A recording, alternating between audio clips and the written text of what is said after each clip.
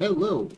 I haven't done Pauper video in a while, and hopefully this will go back to being a regular thing. I'm going to try and be better about having a good start and ending and talk about what we're doing.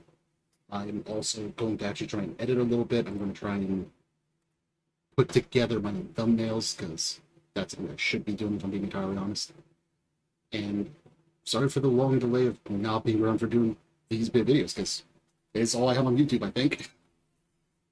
So, since Pauper is my format, I decided to go with a deck that is kind of the modern version of what I used to play a lot of. That is another thing I will be talking to chat occasionally. Not sorry. And no, when I'm doing live recordings, we do not drop and give 20. And honestly, until I get a second camera so you can actually see me doing them, I'm probably not going to do them. They only came back because Salty bitched about it. I know, Salty bitching. Big shock. And don't worry, I waited the 50 seconds before I used the bad word. Right, so this is called Orzhov Blade. Or Ephemerate, if you prefer. But it only has one Ephemerate, so I don't like that name. The whole idea is we have a bunch of creatures with ETB. Well, not just creatures, really, but cards with ETB effects and ways to reuse them.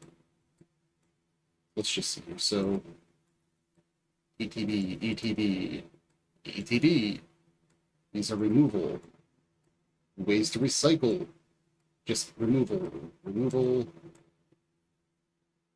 ETB. ETB. Enter the battlefield and removal. Like, every single card here has an enter the battlefield effect that net gains something. All of these cards here let us reuse some of these effects. So, like, all of these artifacts we can bounce using our Glint Haunts. So we can pay 2 mana, we play the Titan Blade, opponent now has to sacrifice a creature. That's pretty good. But then we can bounce it back to our hand for 1, getting it to 2 that we're flying in the process, to then make them sacrifice the creature for 2 more mana. It's a lot of value. Then, like, Thraven Inspector, basic food token enters the battlefield. That's a card draw for an extra 2 mana. Once again, we can bring it back, or blink it, or return it to hand with Okiba Gang Shinobi, while sometimes getting an extra 2 cards out of their hand. Like, this is just a lot of value condensed into, well, a deck. Inspiring Overseas will gain its life and draws a card every time we play it. Every single time we play it. This gets us a creature card from our graveyard to our hand, which is really good for us since we are reusing a bunch of these creatures anyways. This gives us another way to reuse them. Like, there's a world in which Core Skyfisher dies, we play Omen of the Dead, we get Core Skyfisher to then rebounce the Omen of the Dead, and what do you know, we just wait till our Core Skyfisher dies, we then get it back with Omen of the Dead to then replay Core Skyfisher. It's just a loop that they really can't stop effectively. We're also really good at holding the ground, so like, the one of Thorn of Black Rose isn't terrible. And then Dawnbringer Cleric is just a lot of utility. Lembas is, well, it's upbred. It does a lot. It gains its life, it's good card draw, goes back in deck. Spare supplies can draw us up to 2 cards each, plus, you know, reusing. Ephemerate's one of in the deck to, well, get more blink value. And yes, yet more magic. Journey to Nowhere. It exiles. Cast down. It destroys. Suffocating Fumes. It destroys a lot of weenies. OKP Gang Shinobi. Ratio represent. God, that felt cringe as soon as I said it. From there, we have a Russian Cleric, which is just gain 3 life every time the DDB is.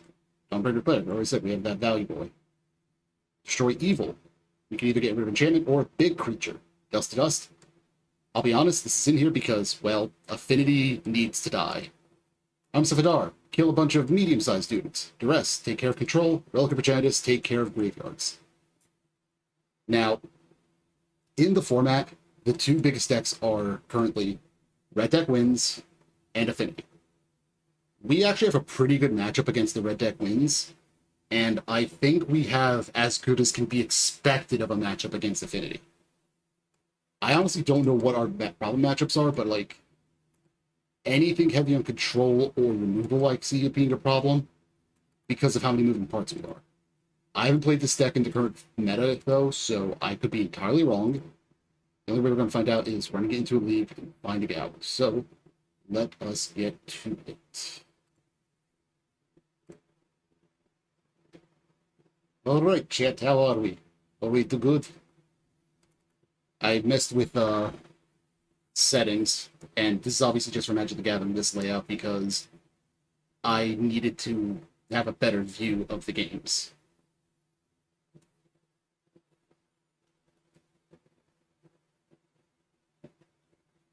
Also, I'm messing with having my camera be wider to see if that feels better cinematically. Alright, game one, match one, we're against Privinex. Let us see. They're going to be able to play. I don't know what their deck is. Last seen, they were playing Demir Fairies, which is, blue black control.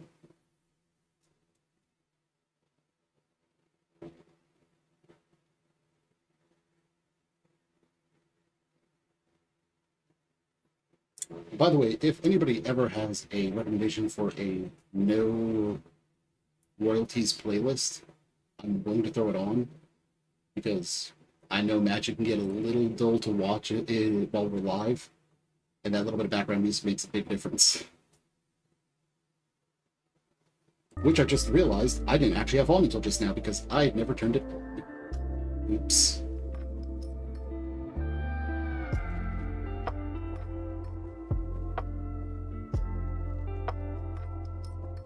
Opponent might be AFK.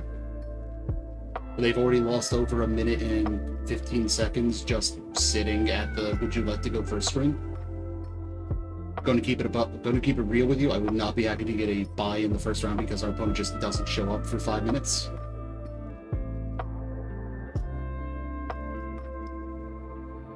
That being said, I won't complain either because a win's a win.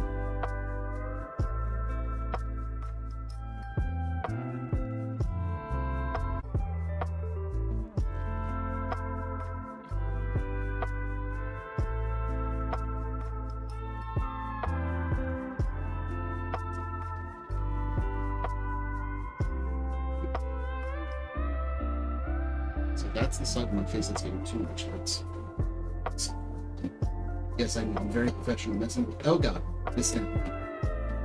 My ring light, it fell off. Oops. Let's go real quick fix that.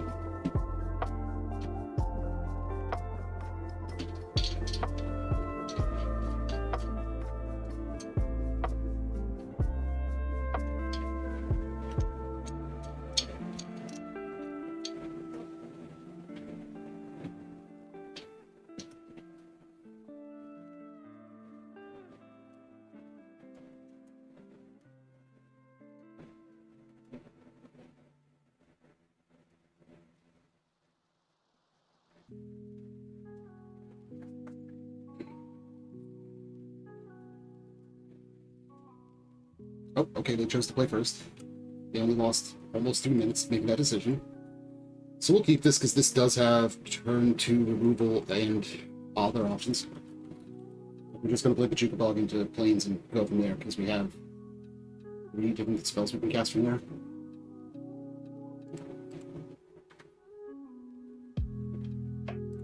Four different spells we can play from there.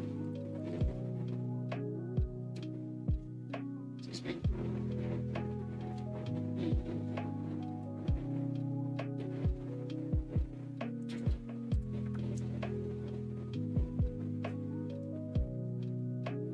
There we go, we signed. I bumped it when I was messing with the lighting.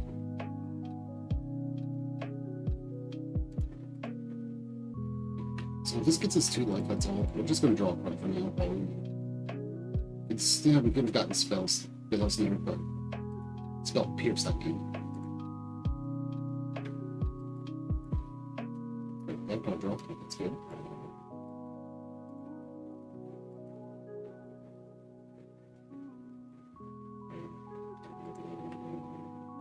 Let's play with Brainstorm.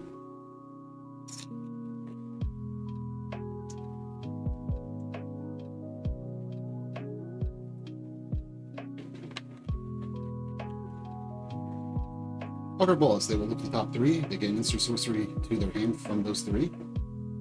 They get Snuff Out.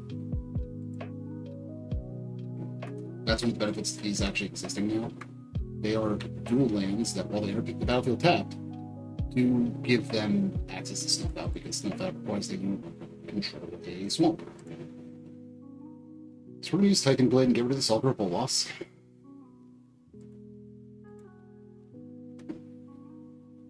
I'm going to use Orzhov Basilica. We bounce our Jukabog to hand, I think. So, there's an argument. Actually, we're just going to bounce the plains. Under the argument that that gives us access to black, black, white, white next turn, and 4 mana, which gives us the ability to double spell. Bouncing the Jukabog does not, unless we get a swamp specifically. So opponents cycled their Lorien Revealed for an island. They've got a new Lorien Revealed. Bolus.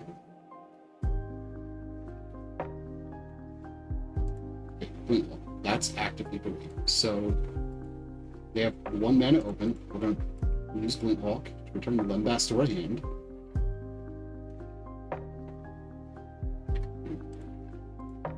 I'm going to pay 2 to Tithing Blade them again. We honestly should have done that in reverse order, though, in case they had Spell Pierce specifically. But I'm an idiot, so there's that.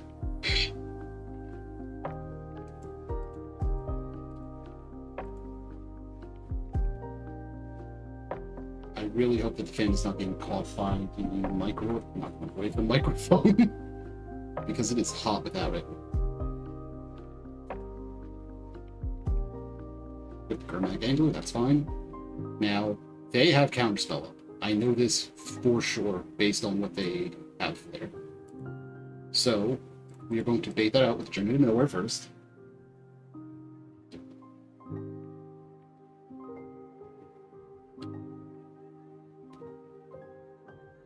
There it is. And we still get to cast them down. They only exalted one. Yes, they still have 1 in hand, and they use the Snuff Out, so they have 3 unknowns in hand. We are now going to play Swamp past the turn. 1, 2, 3, 4, 5. There is a world where we just flip one of these, exile our Glinthawk, to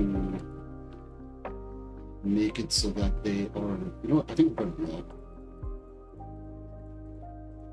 We're just going to flip this so that we are keeping a pseudo clock on them.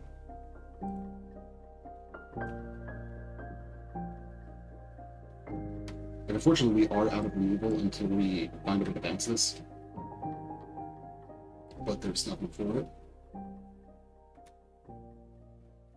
So this is going to blank this while slowly taking their life down.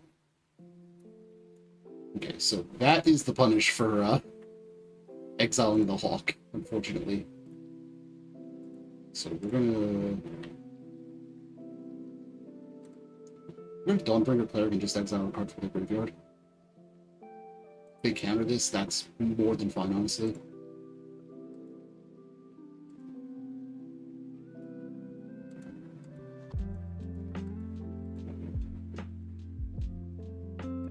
I'm still going to run Lembas straight into a counterspell here. Oh, they let it resolve. Okay, so we get to scry and draw. Yeah, I'll keep Okibo Gang Shinobi. So, like, we can try to attack with Dawnbringer Cleric to try and flip it, to swap it in with Ninjutsu. I know English and I know what I'm doing, I swear, guys. So we kind of assumed that they had a form of removal, so that's fine as well. That deck is mostly counterspells and removal with, like, a handful of creatures. Okay, so they play Ninja at the Deep Hours. That's pretty cool. So they'll get to draw a card here, and they get to reuse that Augur.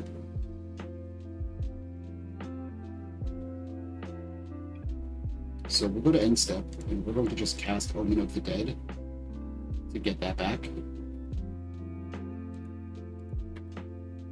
Don't win for 1.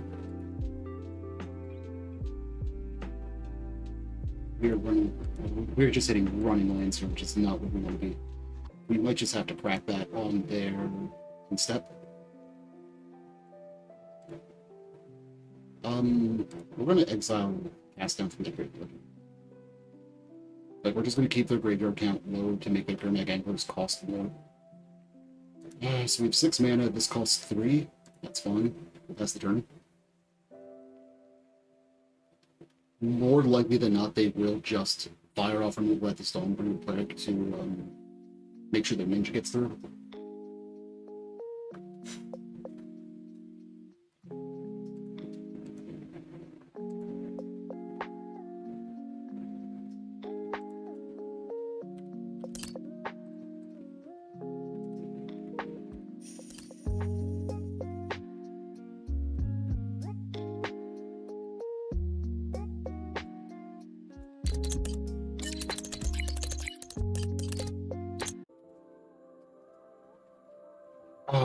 I accidentally stopped the stream at one point, or not the stream, the recording at one point. Shit. Which means I'm gonna have to edit the two parts together and have a moment where I got cut off.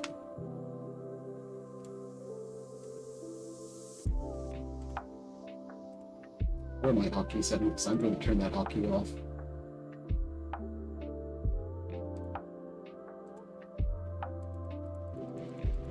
My mic is ew? Like, ew how?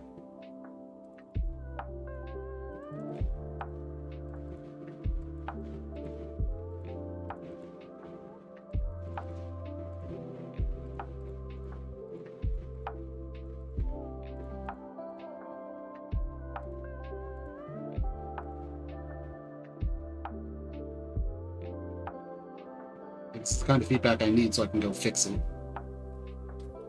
It should be directionally on me, and it's not picking up anything when I'm not talking. Like, can you hear the fan when I talk specifically? Okay, give me a second.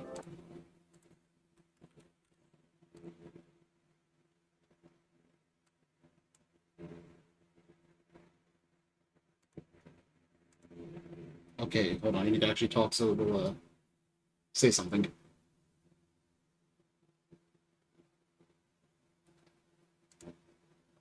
What the fuck? What is wrong with my audio? 1, 2, 3. I'm gonna have to look into that real quick. Okay, so I want both of these. I want Glinthawk more, so... Actually, I don't want Ephemerate, I just want the Glinthawk.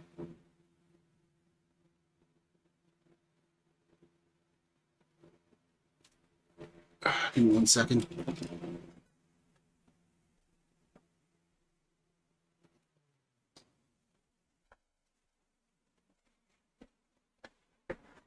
Does that sound any better?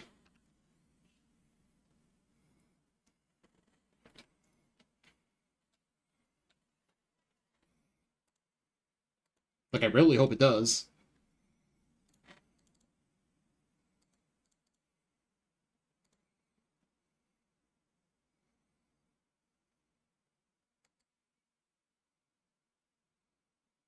This is 100% a bait spell.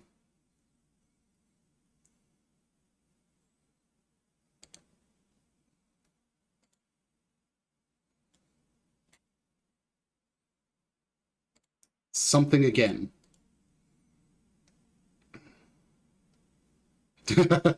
Something again, my guy. Something again. Okay, so yeah, it was actually the fan. It trying to compress it so that it didn't sound awful is what was causing that, I think.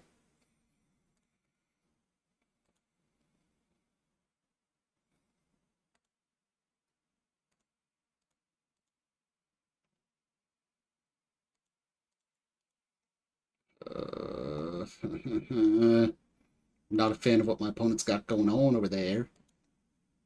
They have 4... They must have gotten rid of this, because otherwise they would have casted instead of that Fairy Seer, I think. Like, I need a threat to get in with. Like, this is doing work, though. Like, don't get me wrong. Okay, so that's good. So we're just going to play the Spare Supplies. See if they'll let us draw a card.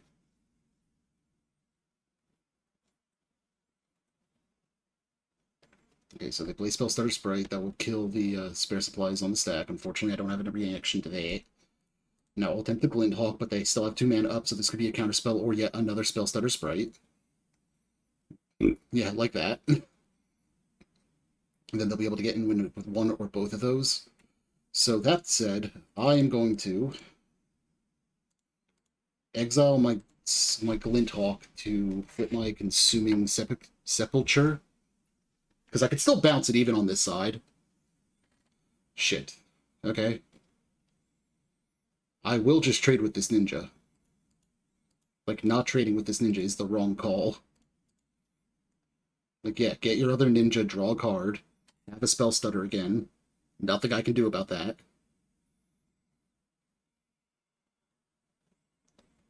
Okay, they preordained, so they have a spell stutter in hand and 3 unknowns, 2 unknowns. 2 unknowns still.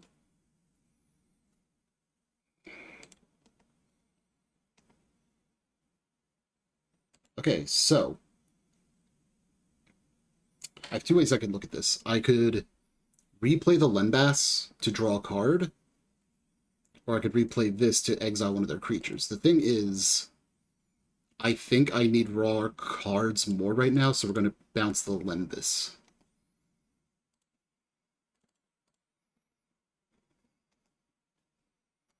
Yeah, see, that's a good hit, because that gives us a flyer that can trade off of this if need be. Actually, we're going to tap slightly differently, so that way we still have one of each up, because we draw a card off of this, it might matter. So we're one short of playing the second Inspiring Overseer, but Spellstarter Sprite can only counter a 2 CMC creature right now, so this is actively good. This is them drawing 3 cards. Okay, they're up to 6 cards in hand. That's not where we want to be, but they only have 1 untapped, so that's actually good.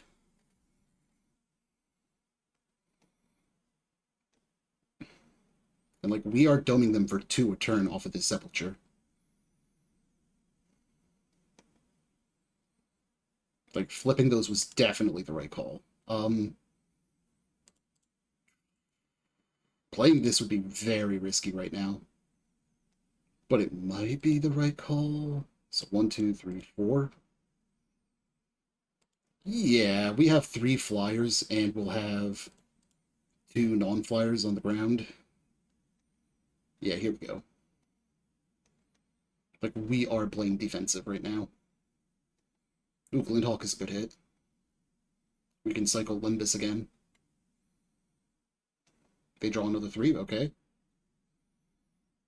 So, like, to get through, they need to remove, like, 3 flyers. Or, yeah, like, they would need to remove these 3 flyers, would basically would be what it boils down to. So, trade. Just don't give them the option to get through. They're gonna, yep. That's fine.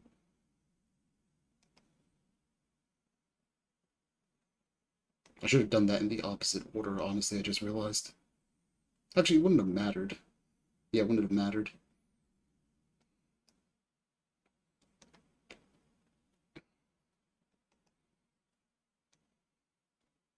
So they're tapped out again. So let's Tithing Blade them. They'll have to sacrifice one of their creatures. We will draw a card off of this clue token first. Play Glinthawk. Return Tithing Blade to hand. We'll replay it. They'll have to sacrifice another creature. Then we will play out Thraben Inspector. And I'm pretty sure that's game for us. Like, we don't even need to attack in here, I think. That's a good hit. Yeah, see. Okay, so we're up 1 so far. So Arms of Hadar is stupid strong against them. Because, like, with the exception of Gurmag Angler, none of their creatures have more than 2 toughness. Dawnbringer Cleric is not what we're about in this matchup.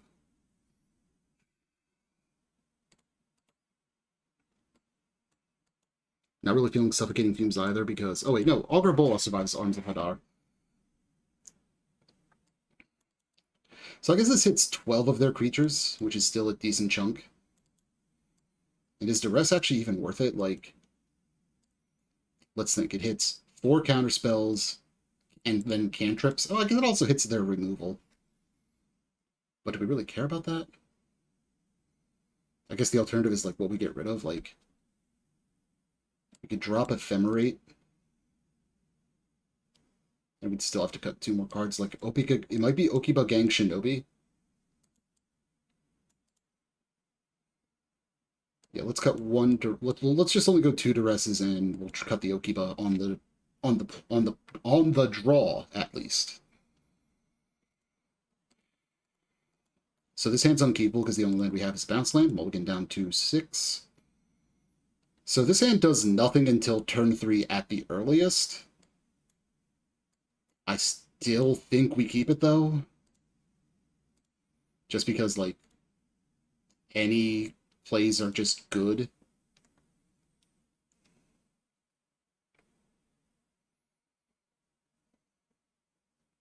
Yeah, so we'll go Scoured Barons. Then next turn we can Tithing Blade if they don't do something to make us not want to do that.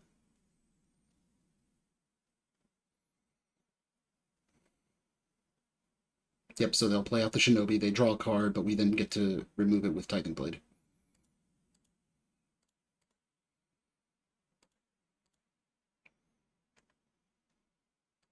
Now, we do have to wait. We will have to take a turn off to play this Inspiring Overseer, unfortunately. Like, we'll have to bounce a land.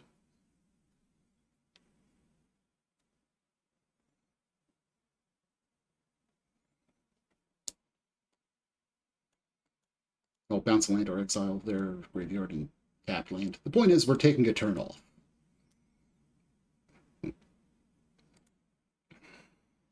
Okay.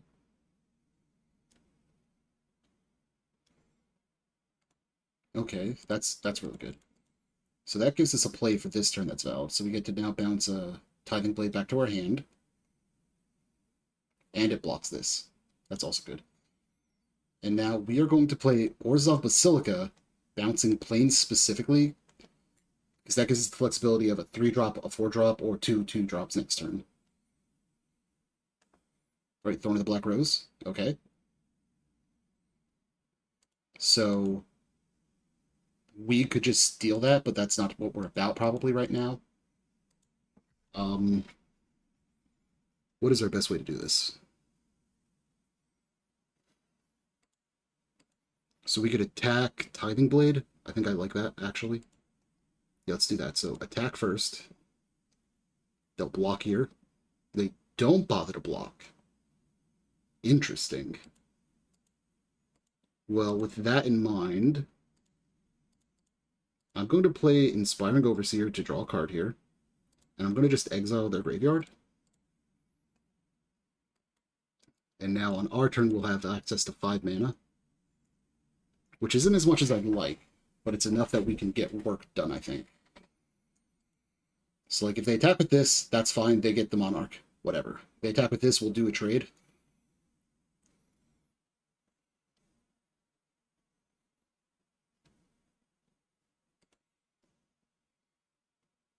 Opponent preordains.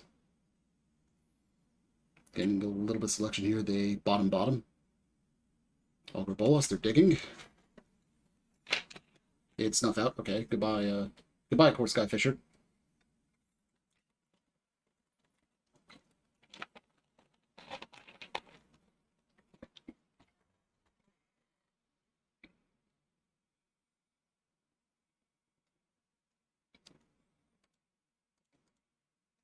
These Arms of Hadar might not be as good as I thought they would be.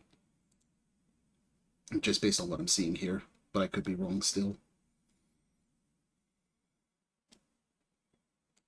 Okay, that's a pretty decent hit. So how do we want to run this? Well, let's try and get in first. See if they snuff us out.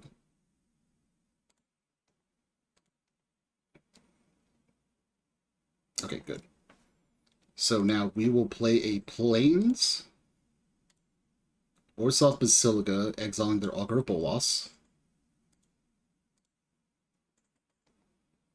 And now we will Tithing Blade them. This plays into Spell Pierce, but I don't think they're running it based on last game. So they have the Monarch this turn, but we have Thorn of Black Rose for next turn.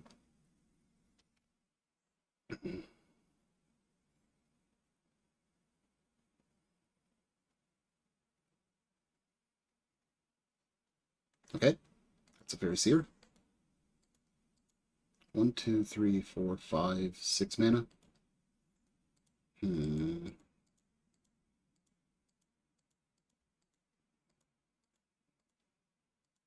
Okay. That's actively bad for us.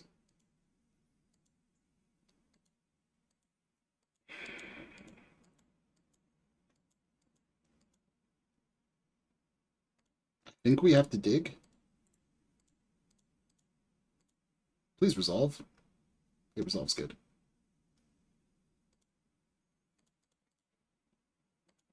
Yeah, we'll Titan Blade on this board. Spell Starter Spray is the worst thing they could have for us.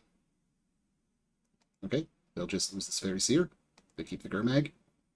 And we're not going to trade here. Like, we will take the 5, because then we can hit them in the air. Oh, that's bad. That is really bad.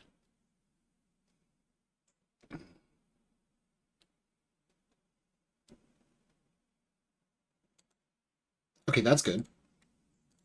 Linhawk, please.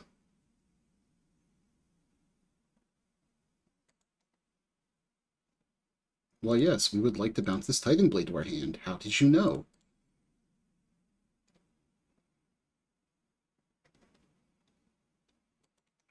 Fair. Fortunately, this does mean they just get to exile the bird token.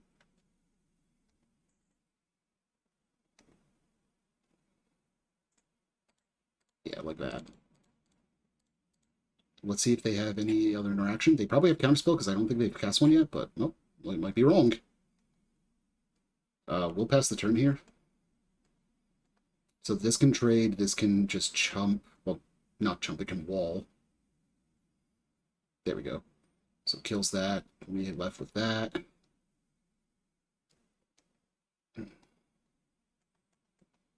Yeah, like, this is going to be great for these bird illusions, but if they hit a... We need to remove this and then hit them with the Hadar. Oh god, they drawn another 3.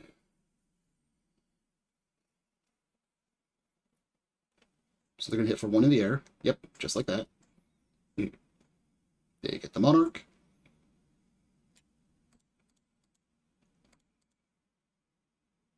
One, two, three, four, five, six, 7, 8. Okay, so we have enough to do everything in our hand.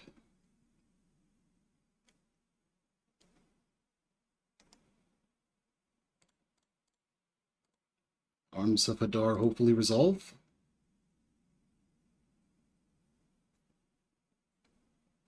It does, good.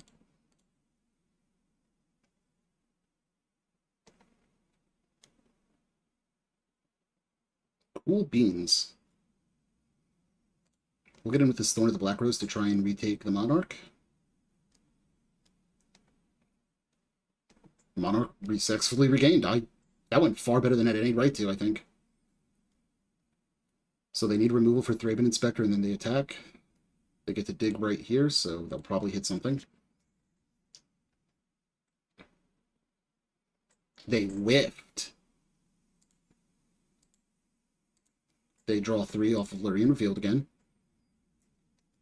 We need to get rid of this Murmuring Mystic, or we are just going to get buried under tokens.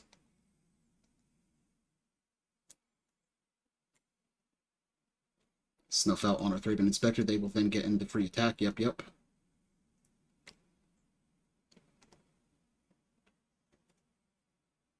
They're down to 5, though. So, like, we might just flip these and just say fuck it. So 1, 2, 3, 4, 5, 6, 7, 8, 9. So let's do this. We'll Plains, Lembas.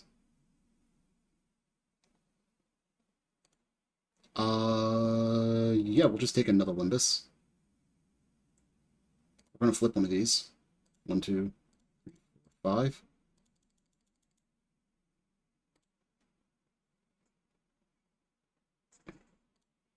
We'll play another Limbus.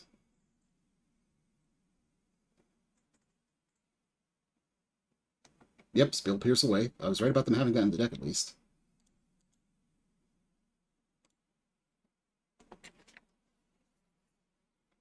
So we'll attack to try and take the Monarch. They'll probably block here.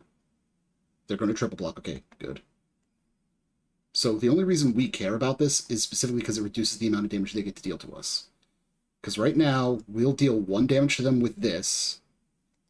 1, 2, 3, 4, 5. If we hit an untapped land, we get to then deal 3 to them. Like, we're effectively racing them with our Consuming Sepulchres.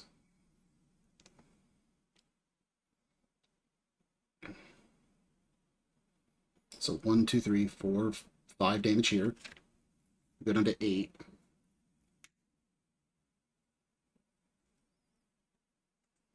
Next turn they have 1, 2, 3, 4, 5, 6, 7 damage coming in. 8 damage coming in now, but we're going to gain 1 right now. Okay, that can gain them life. That's actually highly relevant for them. So play this. We can crack a Limbus to gain 3 life.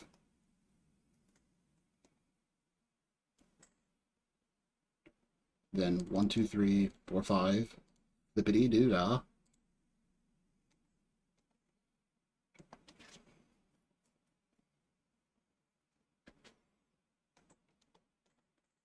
Yeah, so they're going to do that just to gain the 2 life and make another bird.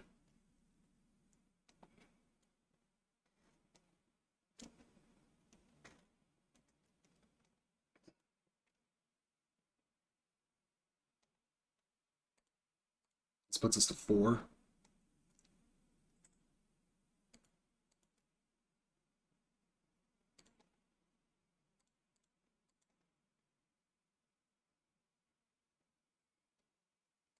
Hey, Ozzy. So opponent has 8 cards to stop us from doing anything. We have like 2 card draws, maybe 3 to try and do some work here. Arms of Hadar would be fantastic if we could resolve it. Does Lambest get us out of this? So 1, 2, 3, 4, 5, 6, 7, 8, 9, 10. No, it doesn't by itself, but maybe with the Thraben Inspector as a blocker it does. Okay, things are getting worse. For the record, this is game 2 of match 1. Counterspell? Alright, yep, okay. Opponent was able to just bury us under the Monarchy. So, knowing that they have that in there, I think I want the Suffocating Fumes. I don't feel comfortable doing the Thorn of Black Rose, seeing that they have the ability to go that wide. I don't know if that's just negative bias after that match, or after that round, but it feels like it would not have been very useful. Or actually, it didn't feel useful. It absolutely wasn't useful. Like, they took it on turn 3 or 4, whatever, and then we just took it back for a single turn, and then they just slammed us out of the game. What does this hand do? This turn, it has removal and Limbus, so sure. If a hand has the ability to make bread, I'm obligated to keep it, I believe. Scour Barons pass the turn. You play creature, I Limbus. You don't play creature, I Limbus. Let's get this bread indeed. Thraben Inspector.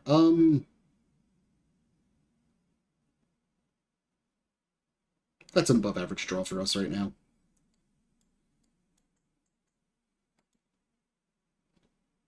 It's above average, honestly. Just because we can, you know, actually play it and it's a body.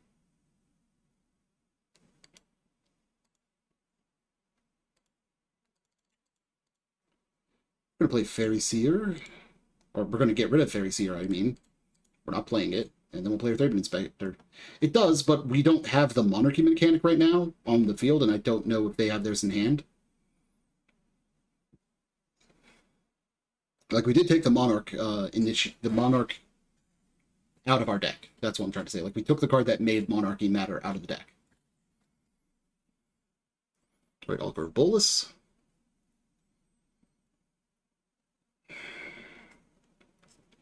We could be cute and do this into this. Oh, no, we can't. We don't have enough mana.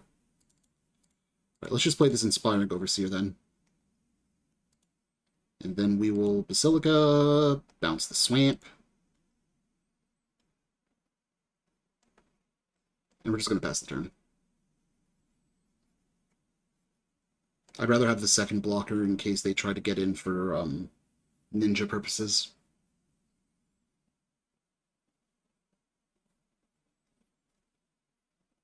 Opponent is digging a bit there. That's their 3rd cantrip already. The soon-to-be bottom 3 of your deck. So they have a black man up. That tells me that this is completely safe, so let's just do that. Or Sky Fisher into Tithing Blade, and then we'll replay the Tithing Blade, and then we'll even be able to play the new Inspector.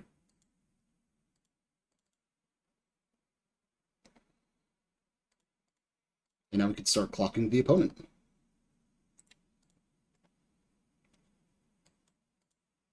Go forth, my army!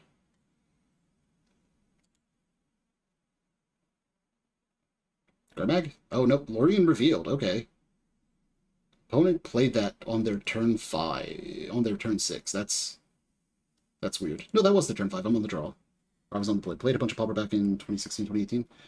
I play it a lot, or played it a lot on Moto, but, like, because of my schedule, I've never really gotten the chance to play it in paper and where I live and all that. So, like, it is what it is. Ooh, that's a good hit. Played the Scoured Barons. And we're just going to get in there, just turn creatures sideways.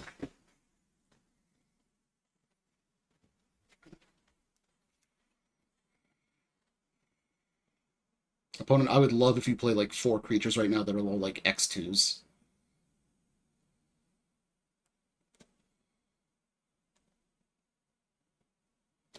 No, no, no, no, no, no, no, no, no, no, no, no, no, no, fuck. Accidentally went to my beginning of combat step. Oh well.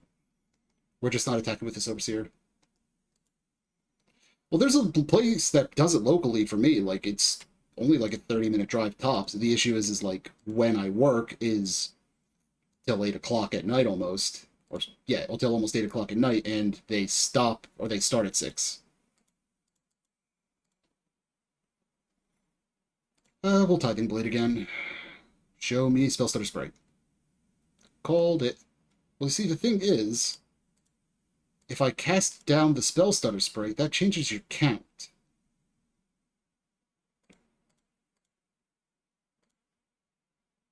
Oh.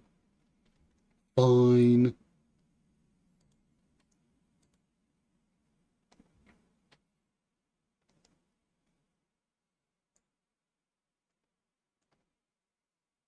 They have a peak Arms of Hadar turn now for me coming up. If they got cast down, they're going to use it on the Inspiring Over. No, they use it on the Coarse Skyfisher. You fool! I'm going to get my Coarse Skyfisher back to my hand. Oh! Opponent. Somebody call the UN, because I'm doing a war crime.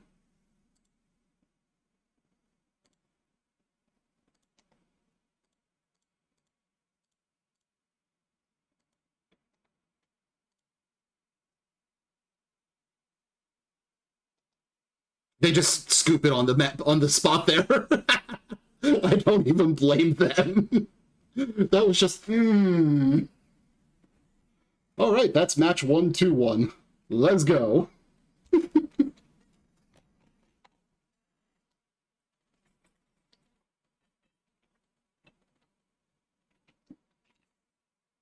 have a drinking problem. I always spill it on myself. Airplane ass joke.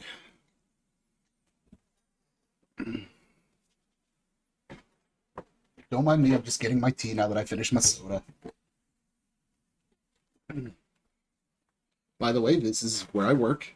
No, here. This is where I work. It's a car wash.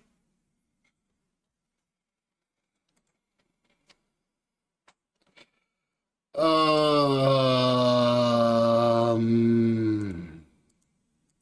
I don't know what they're on. So what does this hand do? On turn 2, we get to play Threadman Inspector into running Limbuses. I think it's fine enough. I was about to say red deck wins is our worst outcome for this hand. Fuck.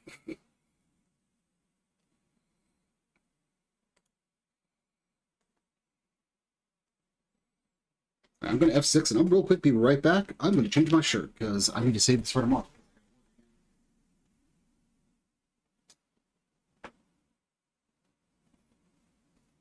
Trying to stay off camera, because nobody wants to see my fat man titties.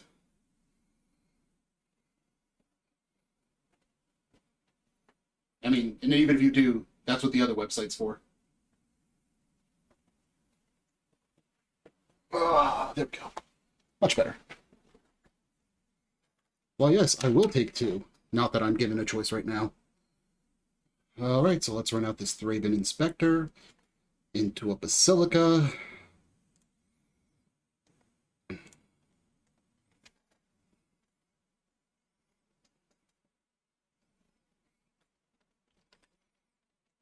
Ugh. Okay, so that would be a chump, so I'm just going to eat the 2.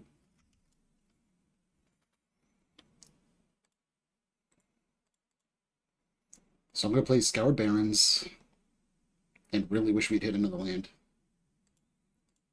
Yeah, I guess that's when I'm going to cast down now so I can just have 6 value. Like, there's a world in which this is where I want to hit, but, like, lazy. So they could sacrifice the Synthesizer right now. Get a 2/2. Then blast us, I guess? I don't know. I don't think there's a world in which they realistically want to Fire Blast us.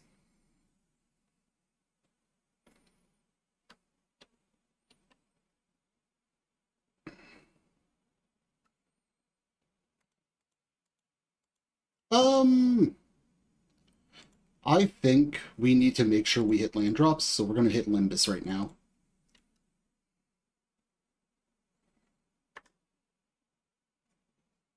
That is a land. So we'll put it on top of our deck, draw it, and play it. I am a, as Phil would say, skilled magician. Galvanic Blast to the face. Twice. Oh, no. Okay, that one's just a lightning bolt. Just. Yeah, that is on the to-do list. Oh, no. I know what's coming, and it is death. Bushwhacker? Bushwhacker. Bushwhacker.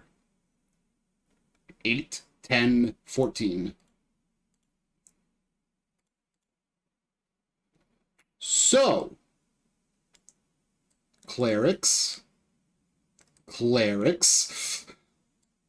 Too slow for that shit. Can't keep up with that.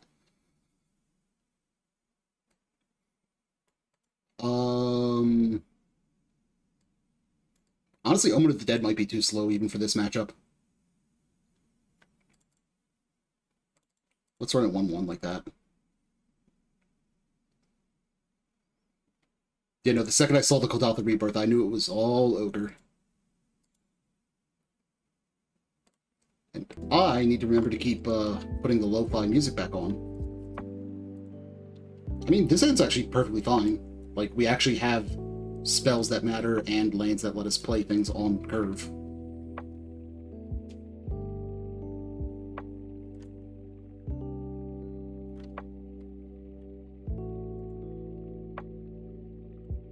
I think instead of playing the cleric, I'm just going to kill that.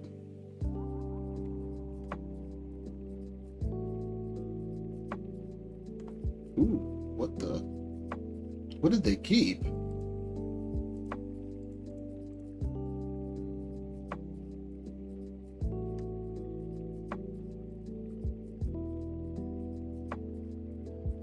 Could be double bolt end of turn. Yeah, you're right. Oh, it could be Galvanic Blasts that they're just waiting until they have enough artifacts for. Oh, it smashed the Smithereens. They were hoping to get value out of that. Okay, that makes sense.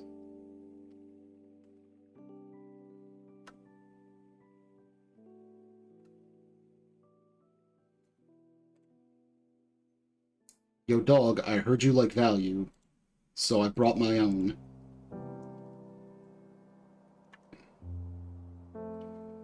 So I'm not going to play this Limbus yet, I think.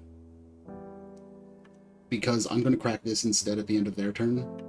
So that way I can blank their Smash the Smithereens. And then I will play Limbus when we keep up 2 mana to, once again, blank their Smash the Smithereens.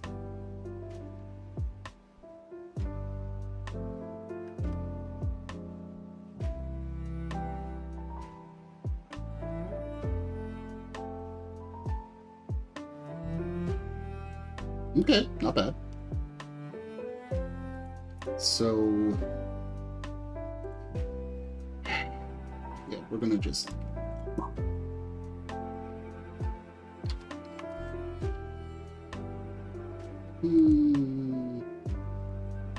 Yeah, just to keep their creature count low, we will Titan Blade into their smash. Like, it's whatever if we lose it. Because if we flip it, it's not like they can't just do it anyway. Like, Smash the Smithereens is just really good against that card. I don't know if I'd say that so much as I want to keep their board clear in case Bushwhacker comes down. Because Bushwhacker can just turn the game that fast. Alright, Galvanic Blast for 4.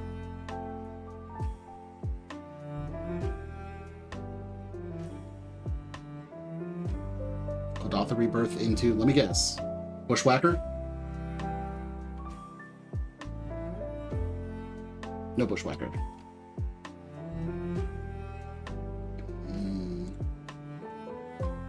Let's draw a card and gain a life.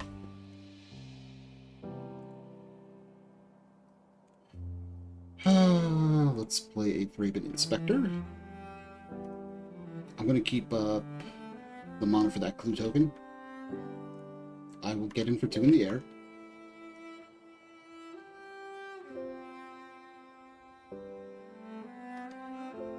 It is really good for Pauper that Searing Blaze and the like do not exist. This deck is angy enough without it.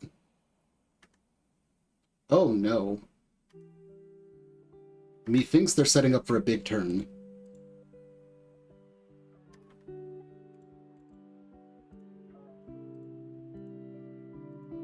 Okay, that's removal. How does this phrase? Destroy enchantment, gain life. Okay, so... well, let's just gain 2 first. 20. Then we will Journey to Nowhere, getting rid of one of their Blast Runners.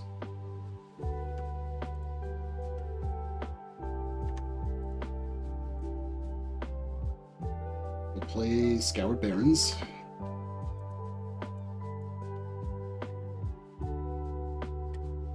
At this point, this is worth playing, I think, because we do have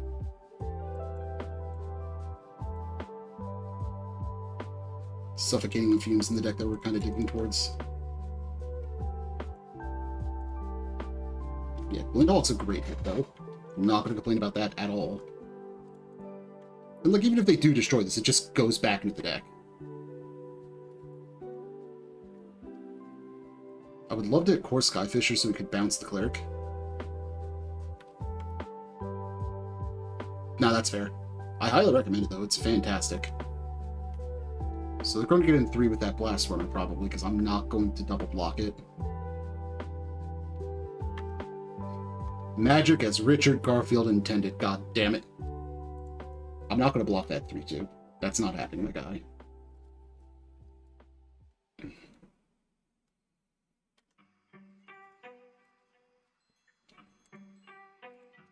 So now, like, we have a decision to make here.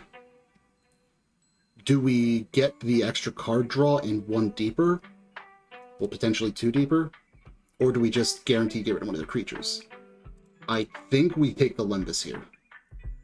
Because the thing is, like...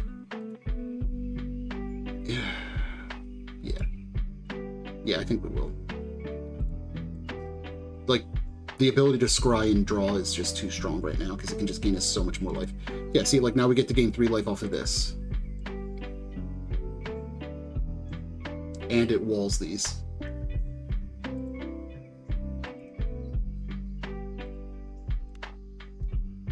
You...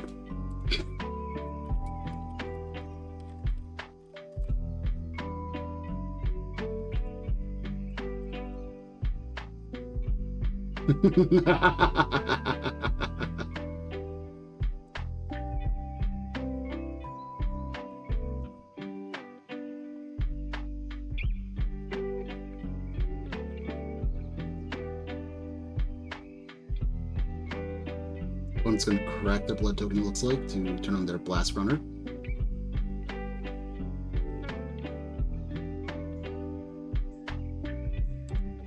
Okay, there's the Bushwhacker finally. Right, time for big blocks.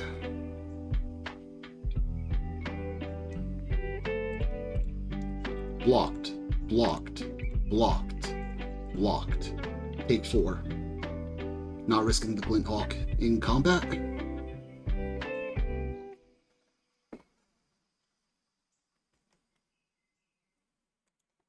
Oofed. Use your Amazon Prime account, your Amazon Prime sub then.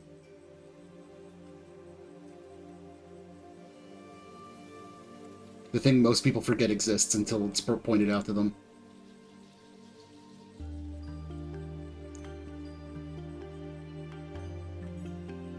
And concession. On to game 3.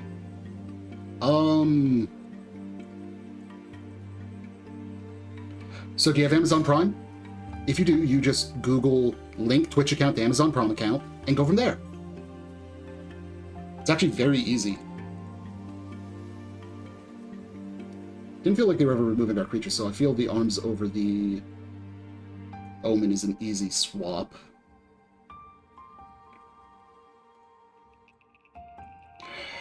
I don't know if Ephemerate's worth it. Like, arms just feel stronger. But then again, do we ever want to hit a third -X on the opponent's team?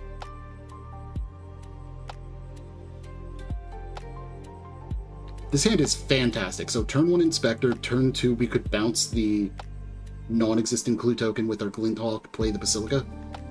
And then we have 2 different forms of removal and a board wipe effectively. I like this hand a lot. Ooh, a second Thraben Inspector? Fuck yeah.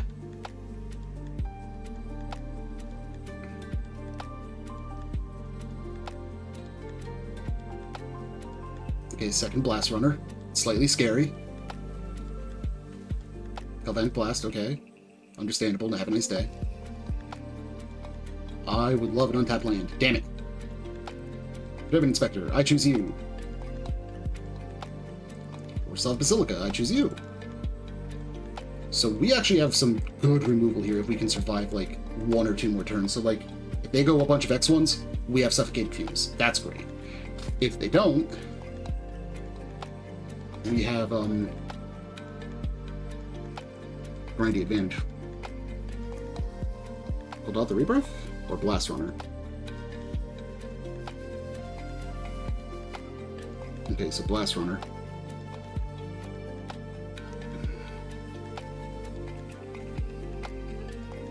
This is going to be weird, but we're taking a turn off, and we are waiting for this Suffocating Fumes to...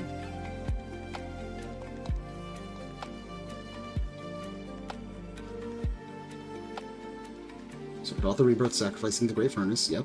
Now play the Bushwhacker. He played the Bushwhacker! So we're eating 9 here, but... Or, however, Suffocating Fumes, say goodbye to half your field. Okay, we still can't block those because they have menace, unfortunately. We go down to 8. Untapped land. Sweet. So, we're going to Journey to Nowhere 1. And we're going to cast down another one. Opponent is at 2 cards in hand. We're not out of the woods yet. Like, we are at 8 health only. So, like, late game would be great, but, like, we're in a decent enough position. Experimental Synthesizer. What's on the top of the deck? It is a Goblin Tomb Raider. Okay, so that's a 2/2 with haste. Clerics off the top would be fantastic. Or Lembas. I would gladly take Lembas. I will also take Arms of Hadar.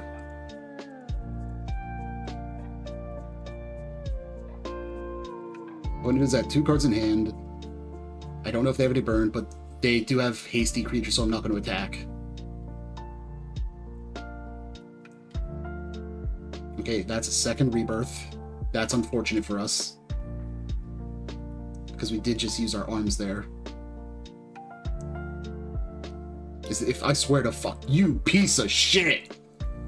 Oh, I hate that deck so much. Alright, they win the match. Nothing for it, they just had the nuts. Oh, that's so infuriating. Like, we had no life gain, and they just had the nuts twice.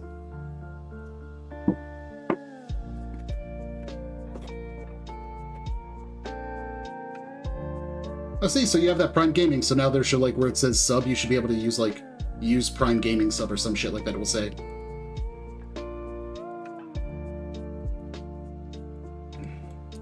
This hand is fine. It's not exciting, but it's fine. Like, it's spare supplies into core Skyfisher. Ozzy, with the subscription, using his Prime. Now he no longer has, advertisements. Let me see your war face. Mother trucker, we just played this game. By the way, this is literally the biggest complaint I have about Pauper is this deck, on average, being 2 to 3 of my matches every league. And I'm not exaggerating when I give you that number. It's literally every single match, it's 2 or 3 of them.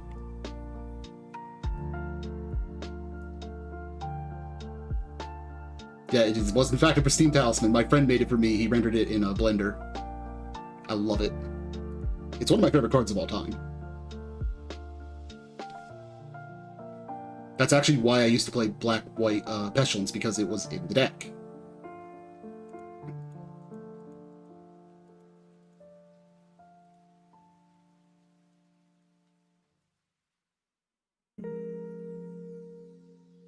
So I think this turn we just do this, and then next turn, if we don't hit a land, we can go core Skyfisher, bounce the planes, replay the planes to deploy this Inspector.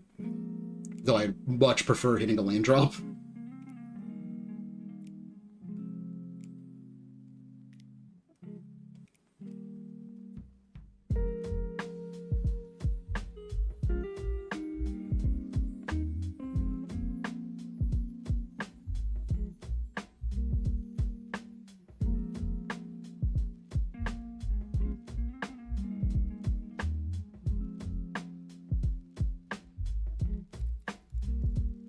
Do an opponent. I swear to God, if you now have the Bushwhacker, the deck's just better. Their deck is just better. That's 3 games in a row, Kuldotha Rebirth into Goblin Bushwhacker. From 2 separate players.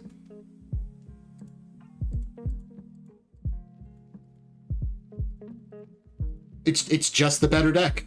I don't know what you want.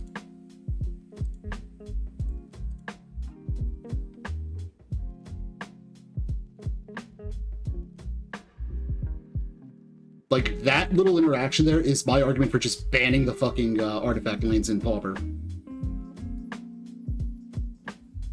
So this gets to become a 3x. They can deal 1.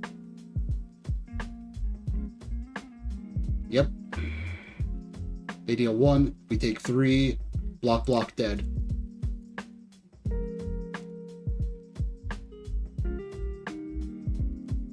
Oh yeah, Ponza's fantastic. Just go Ponza. You can't go wrong with that.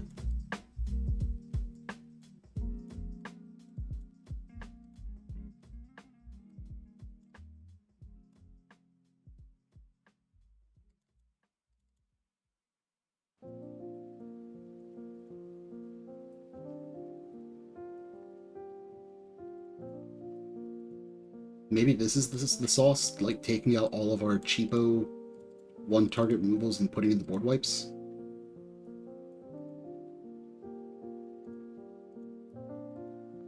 And, like, I'm sorry if I get a little angry, but like, this deck has been problematic for, I want to say, almost a year. That it's been like this disgustingly oversaturating the format. And despite it, you know, being, let's look it up, what percentage? 15.2% of the meta, they think that's okay. Like, that's 1.5 times the next most popular deck in the format. and it's just not a fun play pattern in the first place.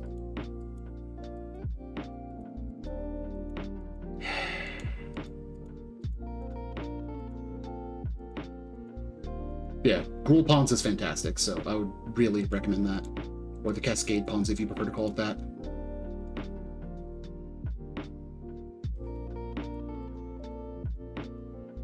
Sacrifax.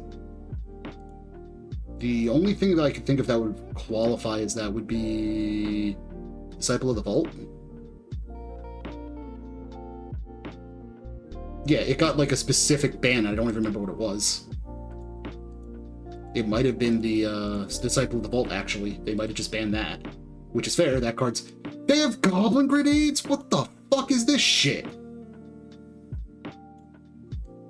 And they have Mono Gas, so they can just go Raider, Raider. This is gonna be miserable. Oh my god, I'm in so much pain in the not-too-distant future. And I don't have any removal right now. Fuck me.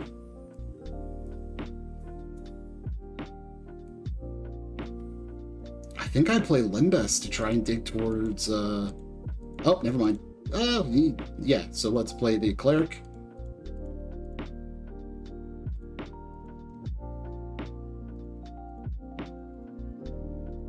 Hey, don't make me tap the sign. This is an 18+ stream. Goodbye, Galvanic Blast. I gain 3 life. I now have a blocker. If I draw a land, I can blip. If I don't draw a land, I could bounce the planes to replay the Limbus, maybe? Okay, so this has been played. This has been played.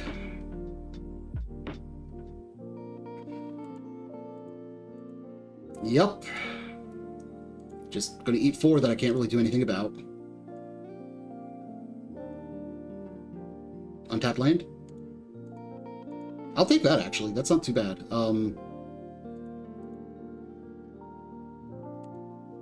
I think I do just have to do it this way, though. And bounce this back to hand to play next turn again.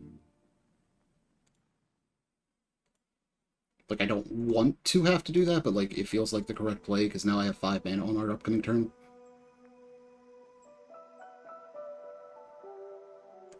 And this lets us trade positively. Assuming that there's not another removal spell coming in. Okay, that's good. Exiles. A land. Okay, that's fine. Like, hand is known.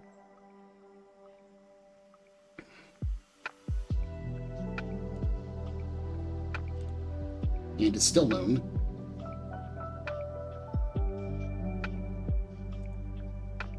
Yeah. Alright, they are tapped out. They are hellbent. They're probably going to attack for 5. Yep, they're going to attack here for a bunch. I block, we take 5. They lose 1 creature. And we're going to start trying to regain life. Beautiful.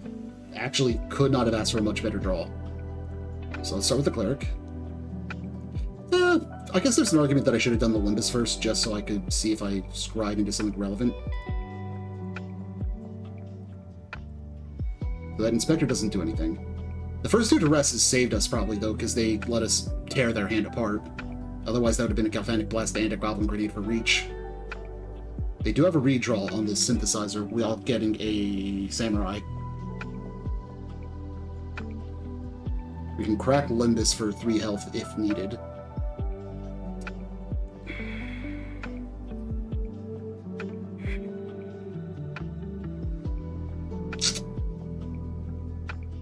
Six. Okay, so 1, 2, 3, 4, 5, 6, 7, 8, 9, 10. Oh. Oh. They can't activate that, actually. Huh. So yeah, we're gonna get rid of that. Get rid of that, get rid of that. We take 8 going down to 5, but we can gain 3 life, but we get to wipe out half their board.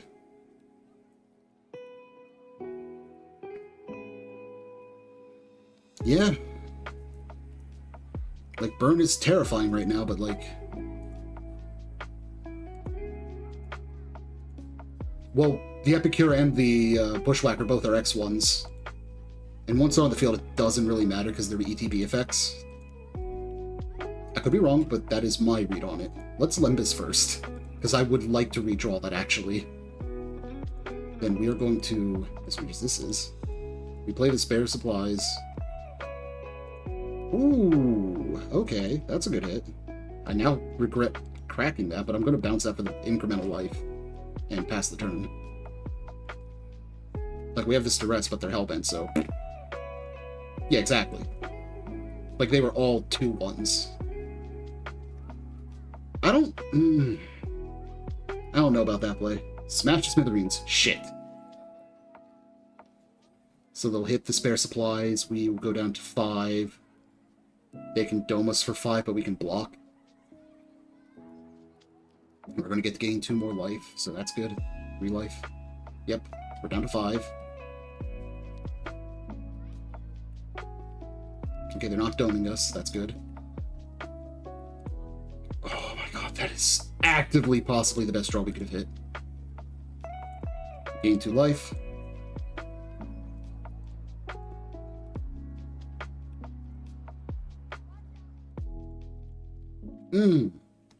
Go back up to 10. Fuck yeah.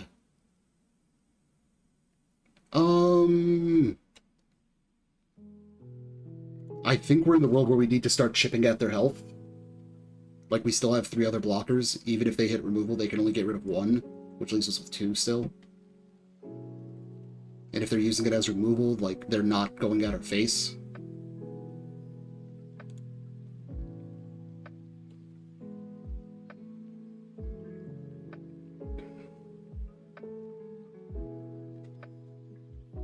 One, 2, 3, 4. I would love to actually hit a Hiding Blade now, because we could play it and then immediately flip it.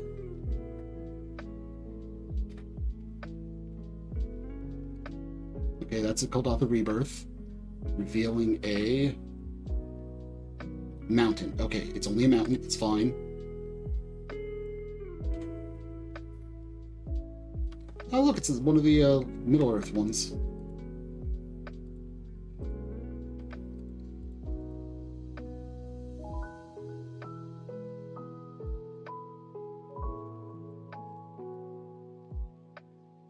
So let's scry and draw one with Lembas. No, because they don't have cards in hand. I'm going to get back to Raven Inspector. Let's draw a card first. Yeah, let's just play Cleric. Draw, gain 3 more life. And then this has Flash, so we'll do that on their end step. Okay, so we're not attacking because if they hit Bushwhacker off of their experimental synthesizer with a land, that's death. If we don't have all our blockers.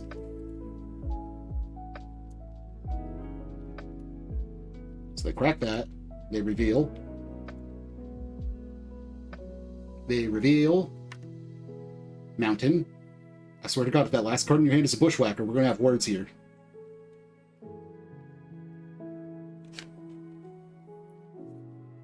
Okay, they're cracking. They discarded a mountain to draw something. Played the mountain from exile, probably. Yep. So, 1 unknown in hand. They have a mana up.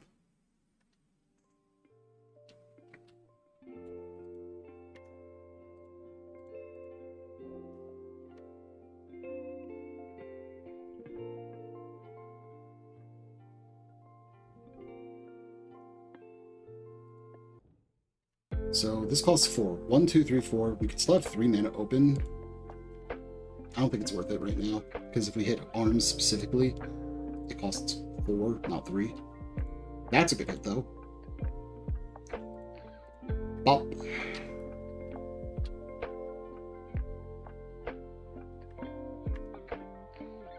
If this is a slow-rolled bolt, it is the smartest bolt of all goddamn time. And I should have duressed in hindsight just to be safe.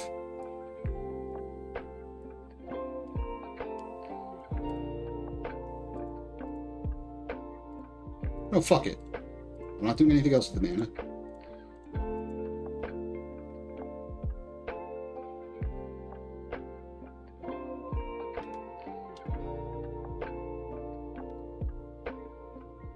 Okay, it was a lightning bolt. Yeah, no, okay. And they took out a Russian cleric with it. So they could have screwed us a lot more than they did. Or then they could have screwed us there if they had been smart about it, but they didn't.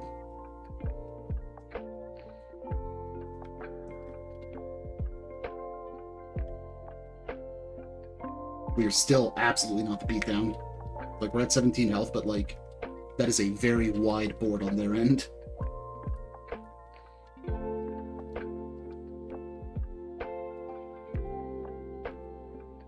Okay, they have a Tomb Raider and a Great Furnace. They can just play both of those out.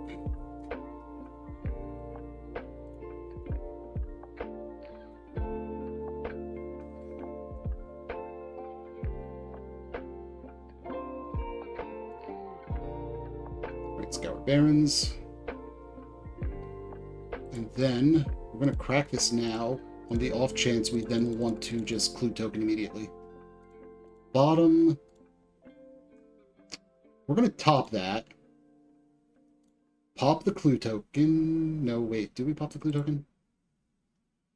Yeah, we'll pop the Clue Token. And then, like, we don't get to do it and this, but, like, we have it for next turn, and we can just use Lembas on the end of their turn now.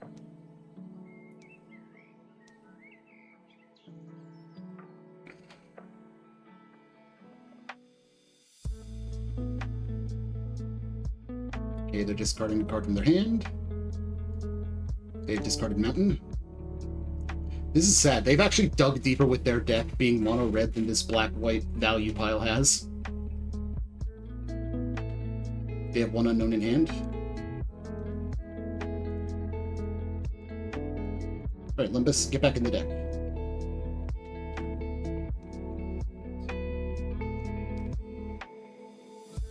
Ojuka Bog.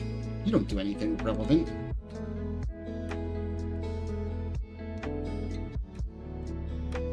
Omen of the Dead. Get Cleric back to hand. Play Cleric again. Gain 3 more life. I now feel safe attacking with 1, 2, 3 in the air. Like, there's no combination of 2 cards in their deck that should be able to kill us from here.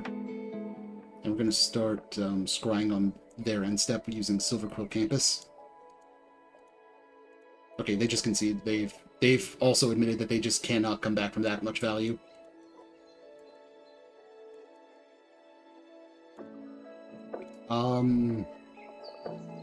Now we're going to be on the draw now. Do we change this at all? Because, like, we don't have many target removal. We took out all 6 pieces of targeted removal and put them in the sideboard. And we brought in life gain and board wipes to make up for that. Is that the correct call on the play, or on the draw now? So, like, these spare supplies feel actively bad when confronted with...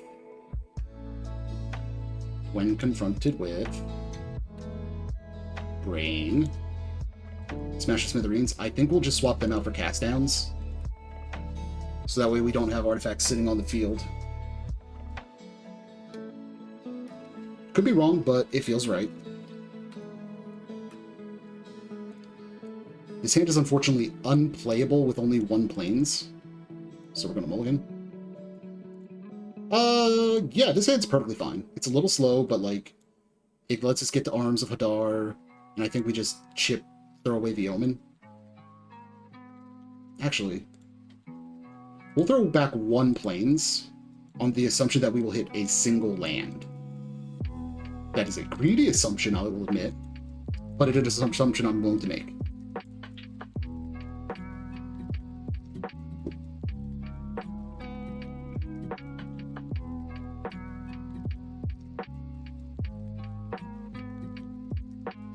Show me the Goblin 2/2 with haste. There it is. Every game. This card, I honestly think, should not have been printed as a common. Like, I'm pretty positive that was the big mistake that made this deck pop off. Right, so we have a 1-2 now. Unfortunately, unless we hit a swamp off the top, I think we're going to have a very bad turn.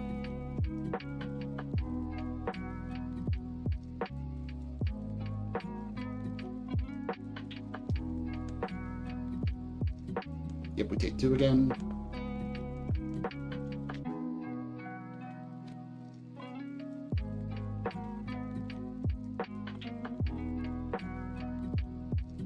Oof.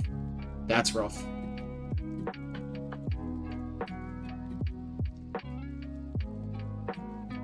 Fuck yeah. We're gonna Tithing Blade first. Just get that off the field while we can. And I will trade if he attacks with another one now, because I now have a game plan. My bad. Well, Matt, yeah, so I can say midday. Or he. Right.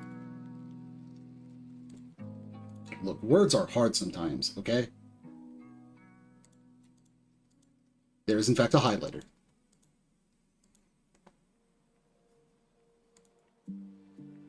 I really need to come up with things for that later at some point. Oh, that's really bad for us. Because we are going to be, like, a turn too slow for that, I think. Don't get me wrong, we get to play this Arishan Cleric and gain 3 life and possibly make it fine, but we might be too slow.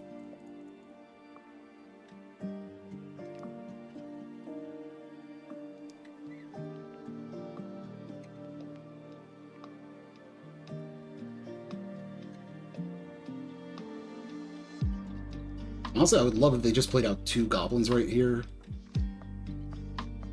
So we can just get the big old arms off. Okay, they bolt that. That's fine. Enough.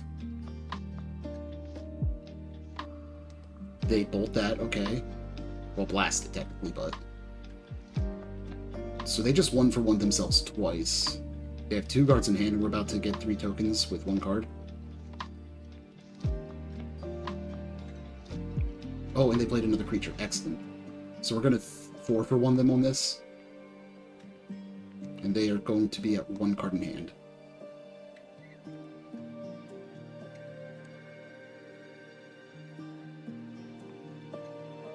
Right, eat Arms of Hadar.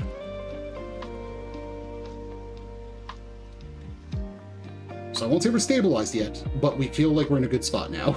Or I feel like we're in a good spot now.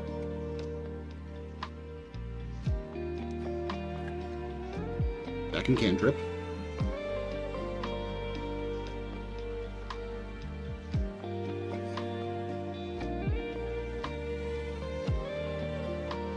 Okay. I think we're just going to Limbus on our turn unless we hit something relevant.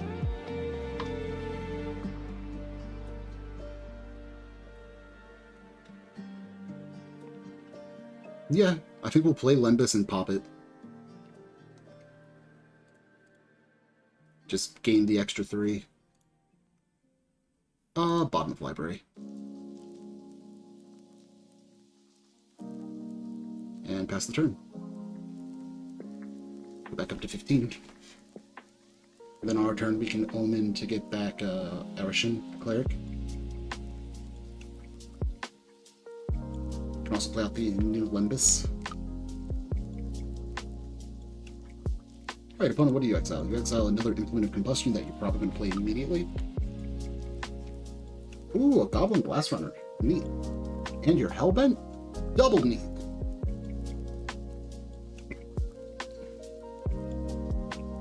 Yeah, that's unfortunately not where we want to be right now. So let's start off with Limbus. Yeah, I'll top that. And we will just Tithing Blade you. And I will... Oh, wait. Wait, Plains. And I will either Omen of the Dead or Limbus at end of turn. Or in response to something. Probably Limbus just to be efficient on mana.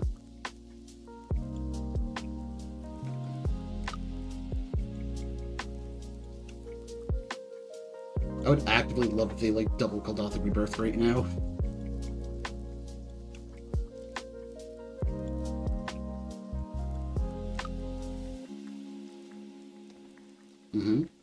Synthesizer. Got it. Put out the rebirth. Yes. Yes. Do it. Do it.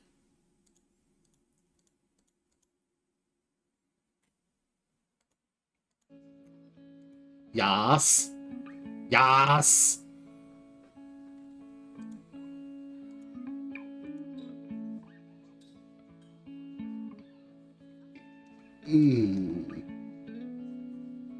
I'm gonna wait to do that on their turn. I'm gonna just Limbus right now.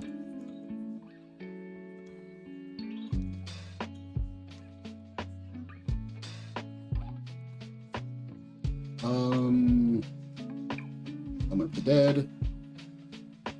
Get back our Cleric. Replay our Cleric.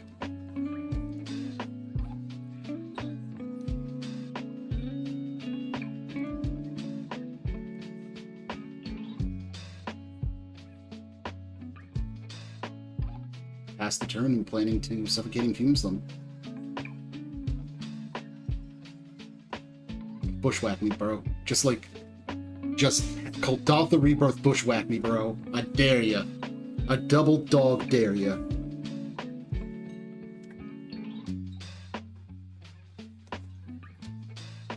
It doesn't feel fair being an instant. I'm going to keep it above 50. Also, because they've destroyed that Erishan Cleric twice now, it has effectively gave me 12 life, because it ate 6 from 2 bolts, and I played it twice for another 6.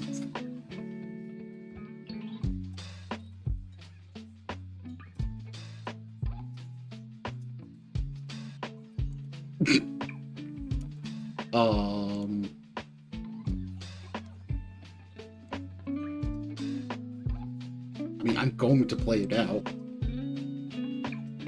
Last round, he had the absolute nuts. I don't know what you want from me. This round, I am... Look at me. I am the beatdown now. I'm at 26 health. I'll probably exile this Thraben Inspector to flip one of these Tithing Blades.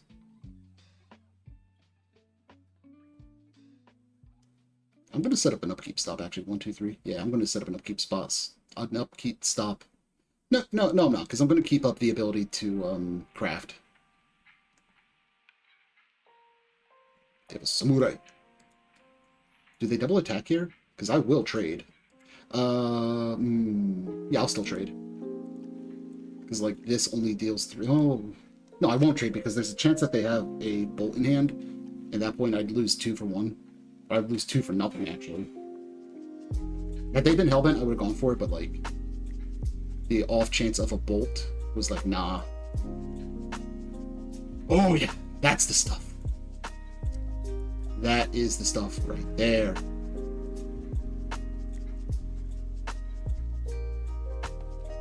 Get rid of that epic here.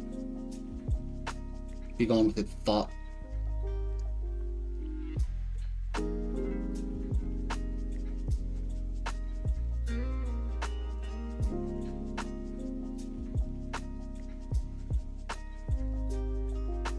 I almost want more lands so that I can, like, more effectively use up my on-board actions.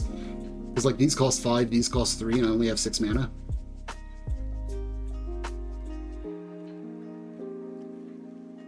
Okay, Gauss Blast, fair. Absolutely fair.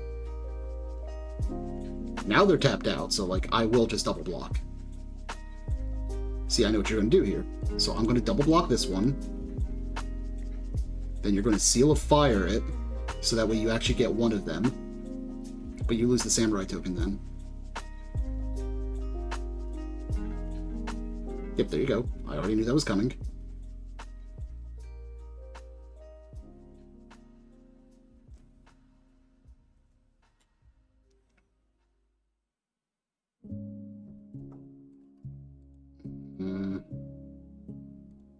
Whatever.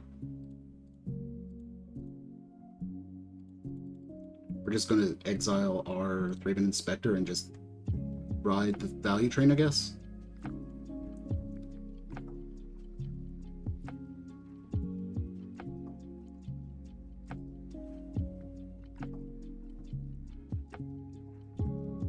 And we're going to put that upkeep stop up now, because there's no reason that we want to flip the other Tithing Blade. As of right now.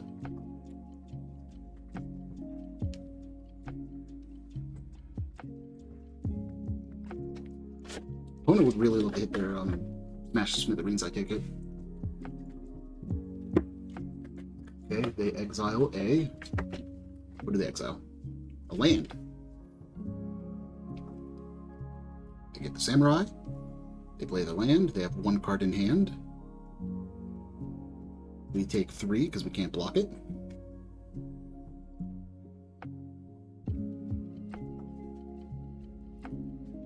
Ooh, a second Blast Runner. That's not good.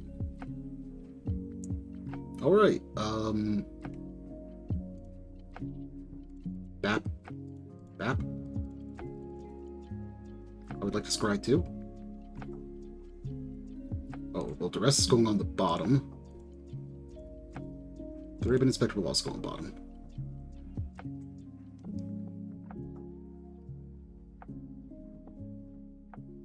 So if we hit a land here, it's fine enough because we then get to just do the scry again over here. Yeah, so now we could just take our time and scry on their end step instead of having to worry about when to do it. They can blood token to deal 6 to us though, which is very bad. Because we can't block these. We were in a great position, but like, we kind of stalled out. So they go 1, 2, 3, probably, yep. We block 2 of it. We take 2, going down to 15.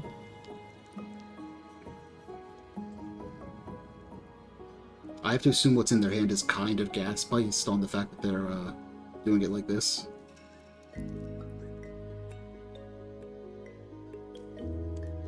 Okay. Personally, I would have chopped that for the blood token to get an extra 4 damage. Well, I guess 3 damage this turn. No matter how you look at it.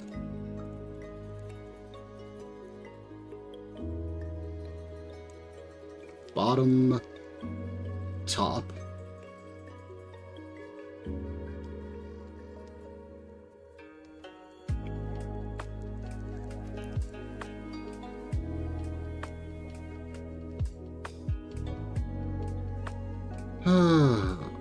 Lindhawk.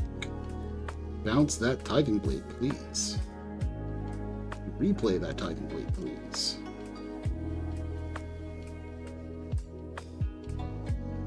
We'll just get rid of the Epic here. Yep. And we are on defense.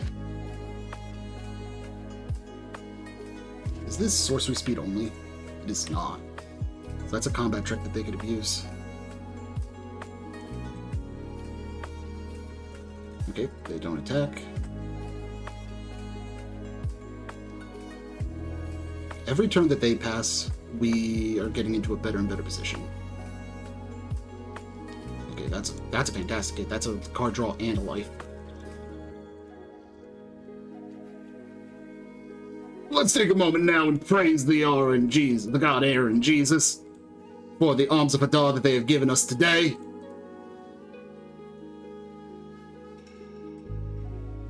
As we just take out, what was that? 4 of their creatures? 4 of their creatures? Opponent has 2 cards in hand. We're at 17 life. Life is good. It is not even symmetrical.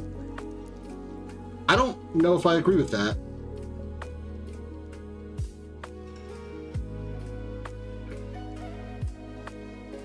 One, 2, 3, 4, 5. Goodbye, 1 Arshan Cleric from our graveyard. Hello, Big Beats. One is at 9. We are draining them for 2 every turn while gaining 2. We're going to put an upkeep stop to make sure we hit gas. Or try to make sure we hit gas. They just concede. All right, 2-1. Hell yeah. That is what we want that matchup to look like. The first one was not considerate and didn't let us. Call Gates was the last deck they were seen playing. I don't know about that. This hand is slow, but it has lands and spells. It's fine enough. Like, we get to go turn 2, Thraben Inspector, into probably just Basilica. Can we make that stop? So the same becomes fantastic if I can resolve that. It's not goblins again. You right. You right.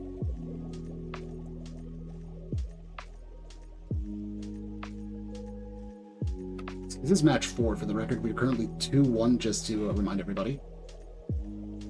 I was thinking about trying to do editing on stream, but I don't think I'm going to have enough time because I want to go to bed about midnight. So I'll probably just spend tomorrow figuring out how to edit, because I've never done it before, really. So if you know anybody that knows how to edit, you should tell them to come and tell me how to not be stupid. That'd be very nice of you. Okay, Modern Age. That's a looting that becomes a creature. Discards the cat. So this does nothing right now. This becomes Thraben Inspector right now. And now we do have an option here. We could Glinthawk bouncing the clue token. I don't think that's what we want to do. I think we want to play the Basilica instead, because that gives us the ability to play Overseer next turn. Or, alternatively, the ability to play Journey to Nowhere, play the Scoured Barrens, and possibly get the Thraben Inspector in with an Ogiba Gang Shinobi hit. Like, it's very unlikely. Oh no, it's not likely at all, actually, because I forgot this exists. Because this becomes, what, yeah, 2-3. Alright, so that plan doesn't work, as I wrote it up. They loot, though. They discard.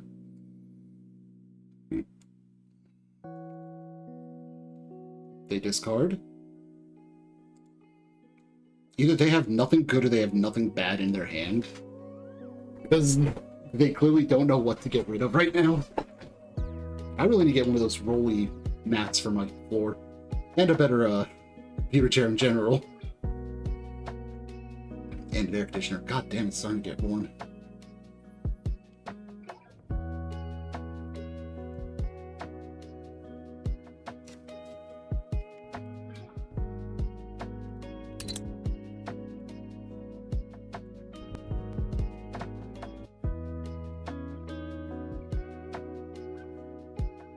Okay, another 2-drop coming.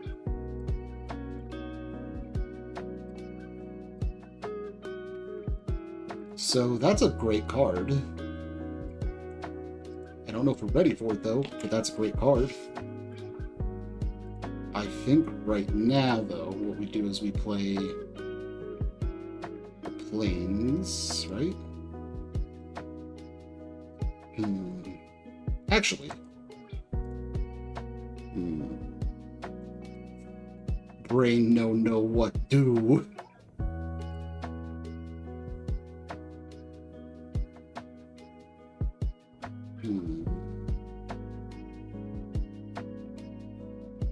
I think we just play the Scoured Barrens, and we're going to exile this because we don't want them to Basilisk Gate with life gain, and because it's not a death, they don't get the cantrip with it. And we can just chip in for 1.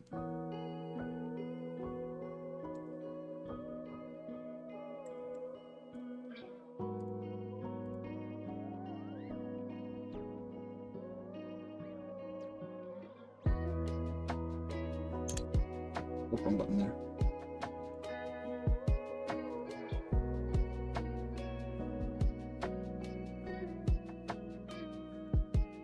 I don't know. I don't think the Hawk was the play regardless. Okay, so now how do we run this here? So we have 4 mana. We can go Plains. Okay, I think I see the line. So we go Skyfisher, bounce the Thraben Inspector, play the Glinthawk bouncing the clue token, replay Thraben Inspector.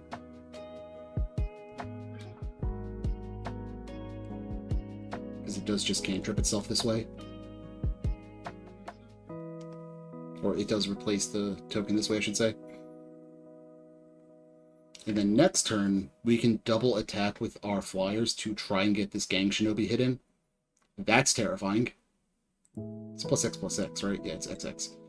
Oh, and they don't keep up any interaction? Oh, that's ballsy. That's fantastic. Okay, so let's do this. We're going to get in there. They're going to block this. They're going to let this through. And this getting through specifically is highly relevant. Because that put it back into our hand, which means we'll have another thing to bounce Titan Blade with. Alright, so they brainstorm to hide two of their better cards.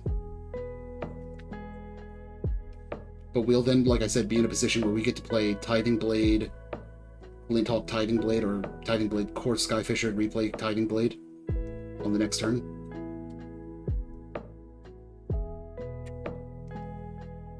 They discard 2 cards here.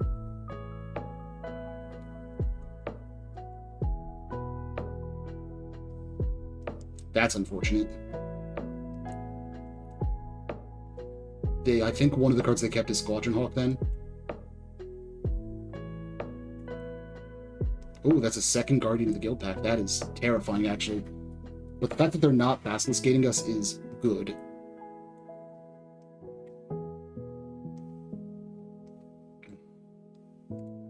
So let's Tithing Blade while they don't have the ability to stop it. They'll probably sack the cat. They sack the cat. Then we'll play Core Skyfisher while they can't stop it. So we can't get in with this Gang Shinobi because this is here, so we're just gonna pass the turn. And even if they did, even if we could get in with it, they could just tap and name black. For 5 mana, they will draw 3 cards, okay. I'll be honest, not where I want to be right now. Untapped mana source would be fantastic.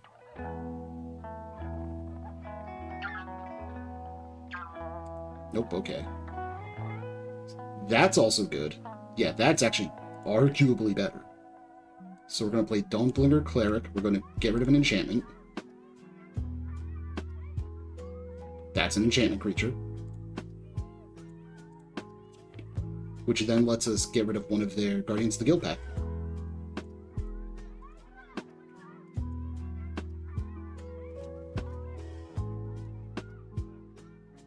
Sack the tap one, obviously. We can get him 2 in the air for free. They're at 3 cards in hand. Modern Age, okay, they get the loot. They probably have to keep this back on defense at this point. That's not the gate. 2 cards in hand. Are they getting in?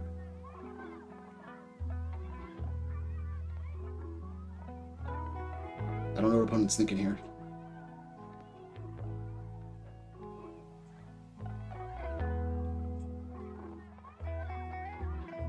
So they might have a creature that they wanted to play out for prismatic strands purposes. Yes, they get in here for 9. Ow. Alright, they need to have Spell Pierce now, or we get to just wreck their day. Show me Spell Pierce. Alright, goodbye, Guardian. Omen of the... Yeah, because now we make them discard 2 cards, we get to hit them for another 2. Like, we have blockers, like, we're good there. That is where we want to be with this deck. Now, that was not an easy matchup by any metric. I'm not convinced we deserved to win it. I'm going to keep it real with you. But we did. So, Suffocating Fumes is great because they play Hawks. Thorn of the Black Rose is actively bad, though, for us. There's an argument for Relic of Progenitors because they do play some flashback cards. But I don't think that's where we're at. I think it's literally just, we bring in the second Dawnbringer to hit their enchantment creature, possibly gain us life, and we try to slowly outvalue them. I think that's where we're at for this match. Because unfortunately, like, we can't kill, like, if this was -3/-3, I would run that in a heartbeat, because then it would take care of, the Guardians of the Guild pack, but, like, unfortunately that doesn't work.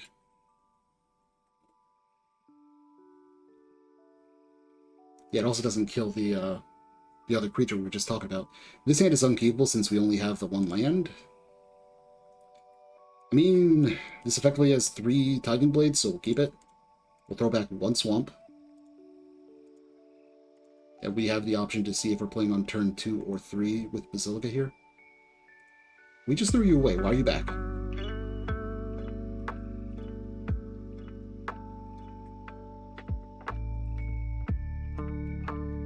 Alright, so we can just play the Basilica and pass the turn, it looks like.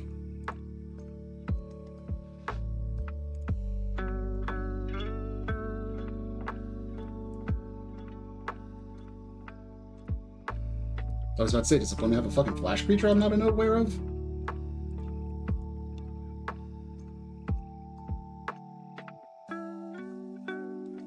Okay, opponent still doesn't have a play. We'll play Inspiring Overseer. We'll draw a card and gain 1 life. I think we have removal set. Just, let's call it a hunch.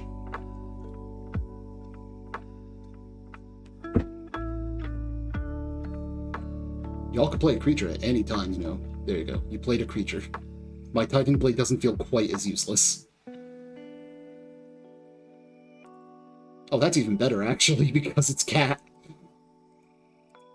Do I do that? Yeah, so let's do this. We'll get in for 2 with the Inspiring Overseer first.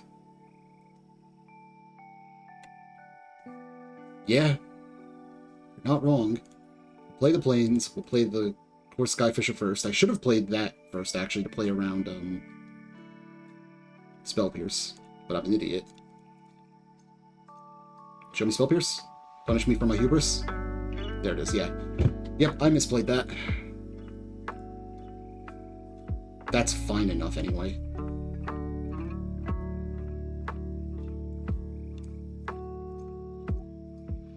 Like, I got fucking triple Tithing Blade and a Glinthawk. I'm okay. Right, opponent's gonna gain 4 life here, and have 2 up. We're gonna just eat that 4, go down to 17, they go up to 22. Tithing Blade. I'm sorry, I don't think you heard me. I said Tithing Blade. Glinthawk. Yes. Getting for 2. They are 3 cards in hand. They can flash back the cat, but Tithing Blade. Tithing Blade, Tithing Blade, Magic Missile, Tithing Blade. That's our plan right now. Just spam Tithing Blade.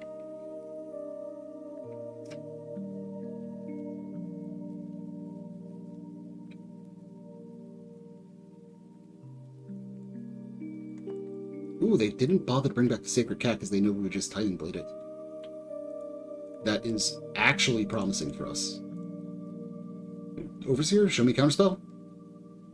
Nope, okay.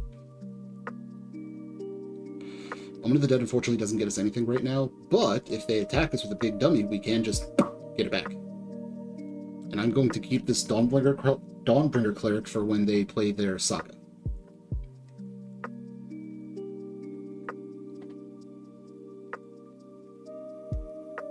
And now they're going to play Guardian of the Guild pack, probably. Oh, another cat, okay.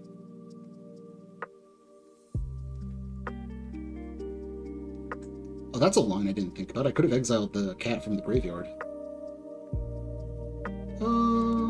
Yeah, that's something I probably should have done. Alright, Tithing Blade. Going to sacrifice the non-token version, probably.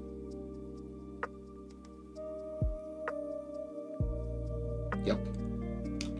So, about that, Dawnbringer Cleric.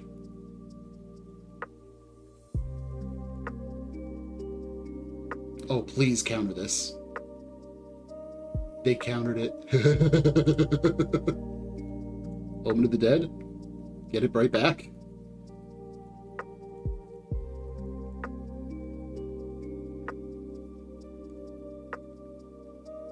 We're gonna block with the Skyfisher because then when they really want the cat back, yeah. Well, it actually makes sense because, like, right now they are at, yeah, they are at make this dummy thick and try and get in for value. Like, this is a 5 life point swing on each side of the table. I should have actually attacked with that, I realized, because I was thinking bouncing Omen of the Dead back to my hand to replay it and shit, but I'm an idiot. Okay, so, Tithing Blade.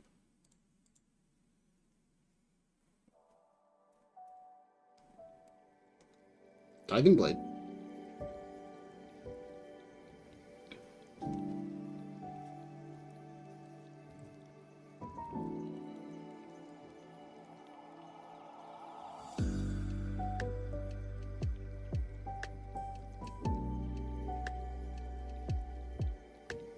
Show me counterspell. Third counterspell? Third counterspell. Unfortunately, this can't exile that, so that's unfortunate. But we can Omen of the Dead to try and set up for next turn. I love all this. Top of library, top of library.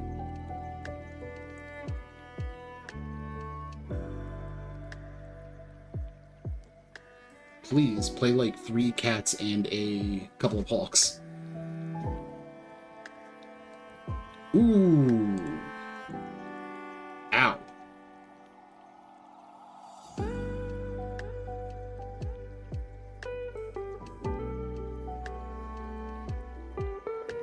That was actually pretty rough.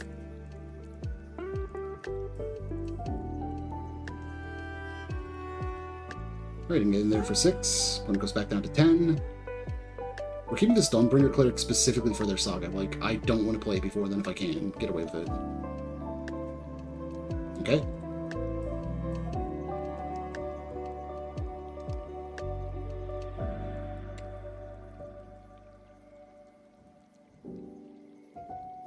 I kind of need to draw interaction for this because otherwise they're going to get to still lifelink their way out of this crap. That's fun. Oh, that's really fun. Alright, we're going to attack. Now the question is, what do we bounce to our hand? I think it's the Inspiring Overseer, right?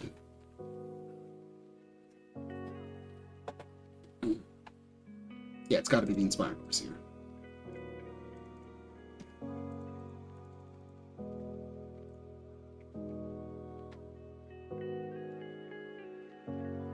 Alright, Prismatic Strains. You're going to need black, right? Yeah, they choose black. Good, good. We still go down to 6. Oh, that's great for next turn. So, like, we can block this turn. Do we bother to block it this turn? Oh, there's that hit for the Dawnbreaker. If you still had a Blade to bounce, then maybe Fisher, but without Angels to bounce. Yeah, exactly. Well, if I specifically had the Blade out still, I would have very specifically bounced the Glynhawk because that would have then let me play it out. Alright, so we go down to 7 here. Opponent is Hellbent. And they're about to lose both their cards other than lands. So we... Oh, that's just not fun. That's just not fair. So we're going to Journey to Nowhere them first. Get rid of this thing. Then don't break the Cleric them. Destroy the enchantment. They just said Limpa a Fralda, whatever the heck that means. But yeah, we got there. Just Value Town, baby!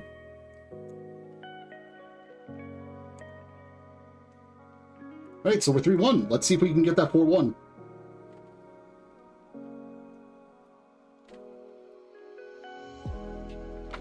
While we're between matches, I will take the moment to plug. If you have any friends that like Pauper, or just like Pauper yourself, please, I'm going to try and do this every Tuesday.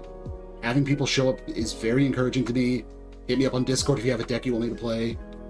If it's something I'm a little sus on, I might be like, you should bribe me. But for the most part, I will just play whatever if it feels like a real deck. And I only say the bribery thing because I do have to pay for, you know, the event.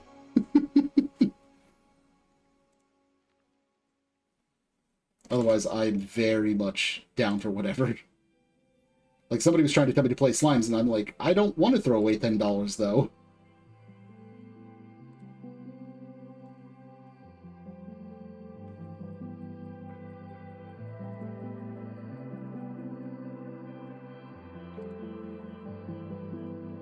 Like, Slivers is on my docket for playing at some point, I know that. Because I actually want to make that deck in paper. I just love Slivers, like... They were one of the first decks I played, IRL. Yeah, we could... Oh, tonight specifically? No, but I can do it next week. Like, I gotta go to bed after this league. Because I have to be up for work.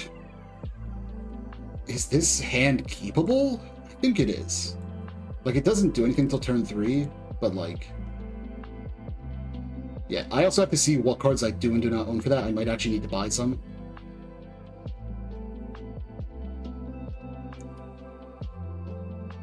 Like, that's one of the ones you don't have to bribe me for. I just need to be able to afford the cards, which... Not right now. Like I said, we'll do that next Tuesday then. Because clearly there's some interest. So yeah, just make sure you also follow the stream then, so that way you'll get the notice that, hey, this fuckface is live. And if you're in the Discord, we have a going live notification. Excuse you, Infect?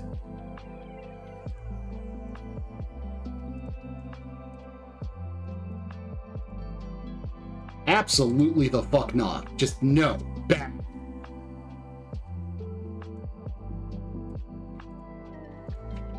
Who hurt you?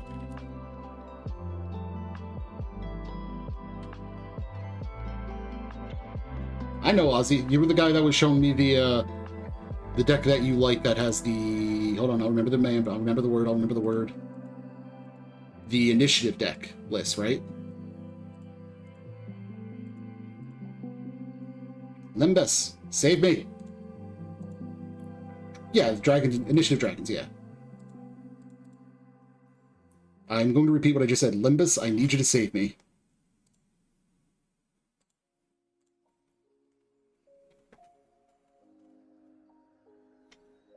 I just need to hit... I need to hit a Titan Blade, like, now.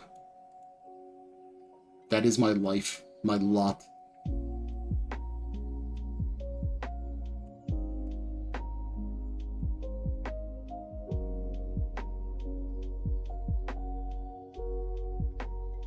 So I'm sorry I'm not talking too much, but, like, there's not much to be said, really, right now.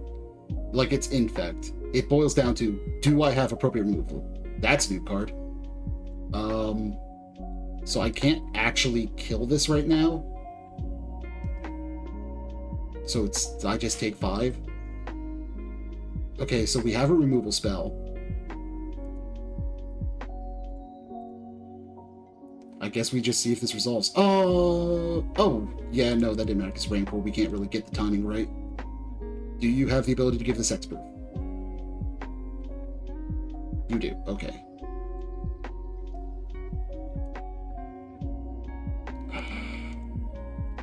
Can I survive this? So 4, 2...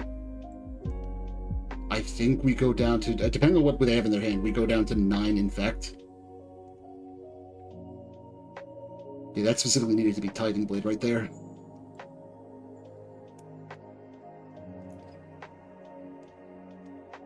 So Briar Shield right now isn't getting them over the finish line quite yet.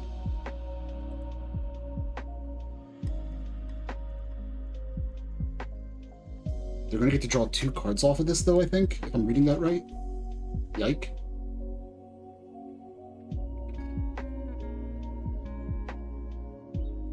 Yep, okay, there's the... They got it. Ow. We just got fucking infected. I think this is a duress matchup. Arms of Hadar can kill them. Suffocating Fumes can't. Is this instant? This is an instant, so we can kill with that on bigger turns. Dawnbringer Cleric doesn't do anything. Ephemerate is probably too slow for this matchup. Thorn of the Black Rose is too slow for this matchup. Spare supplies might be too slow for this matchup.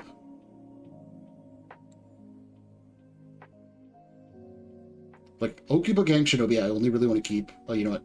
It's Omen of the Dead. Omen of the Dead is the card that's too slow. I want to keep the Okiba Gang because, like, if we can get them helping, like, it can help a lot. What does this hand do? Turn 1, Bajuka Bog... No, turn 1, Scour Barons, Duress... Yeah, it has one piece of removal. We'll keep it. And, well, it has 1.5 pieces of removal.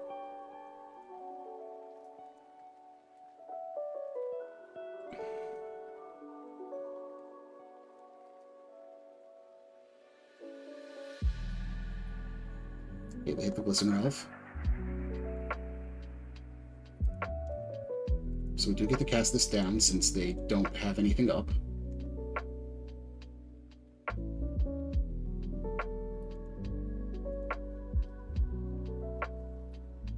Okay.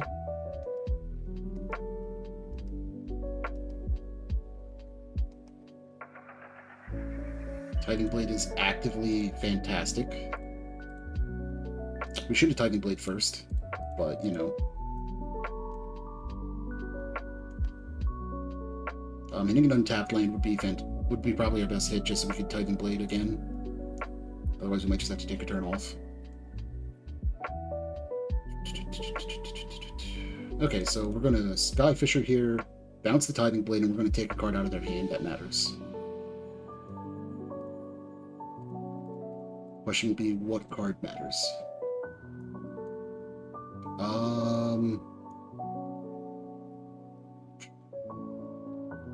1, 2, 3, 4, 5, 6.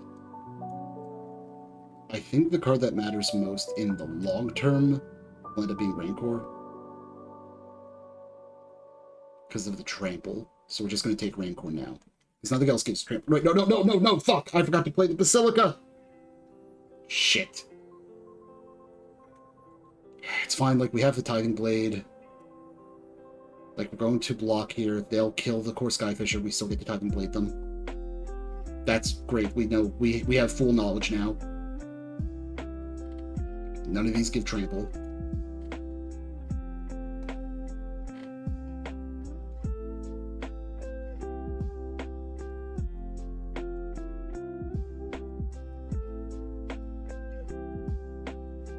So it's probably just going to eat Giant Growth or Snakeskin. They'll get to draw a card, but nothing for it. Glistener Elf would be a worst case scenario draw for us right now, because that gives them a way to play around the Titan Blade. Good, they didn't hit it. Titan Blade!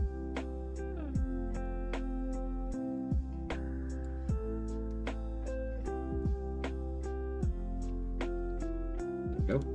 Basilica. Bounce the plains. So we would have had an additional 2 mana there, which would have let us play the Limbus. That's what that misplay cost us there, just to clarify.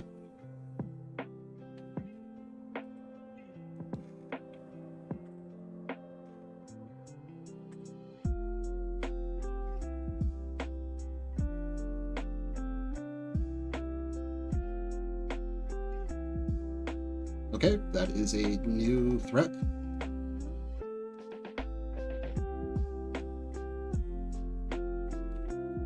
They still don't have the ability to cause...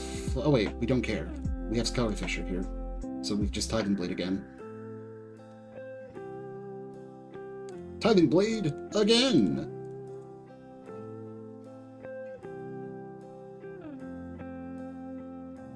Yep. And play the plains, pass the turn.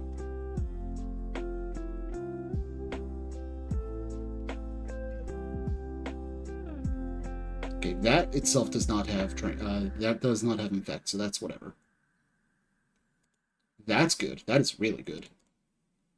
Let's Overseer. Draw 1, gain 1. Then we'll probably end up going Lembas. Yep, Lembas. Probably going to play the Scoured Barons unless we hit a Basilica. Bottom, please. Okay, that's a good hit. And we will get in for 2, pass the turn.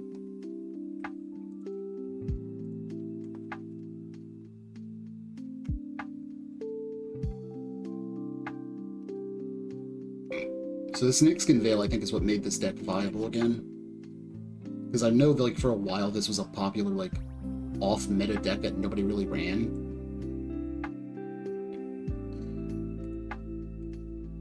Yeah, let's do this. We're going to duress you first.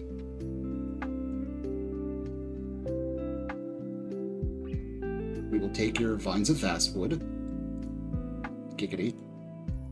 And now Destroy Evil works on it. So 1, 2, 3, Inspiring Overseer.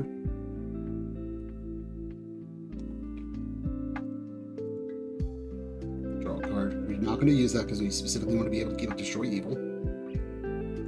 We will get in for 4 in the air.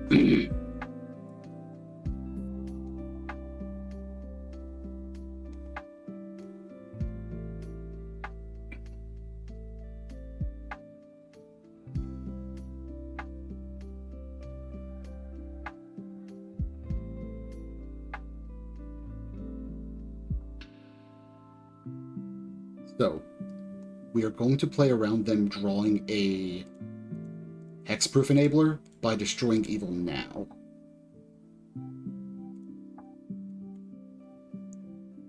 So, if they had drawn, like, Vines of Fastwood or Snakeskin Veil, that prevents that from happening. And they just concede. Good. We would draw 1, 2...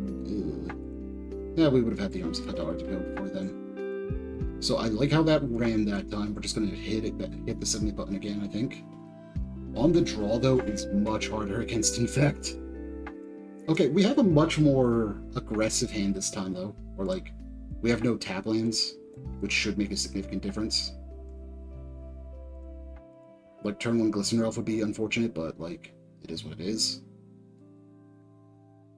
Yeah. Alright, we're going to play Swamp Pass the turn.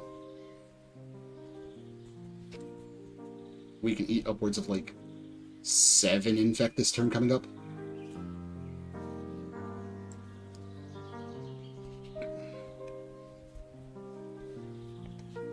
Okay, 3.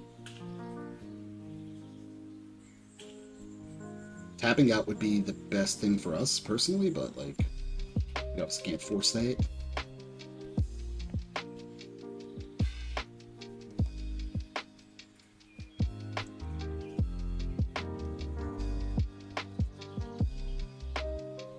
Untitled Blade is possibly the single best draw we could have gotten, because now we have the ability to Glint Hawk next turn.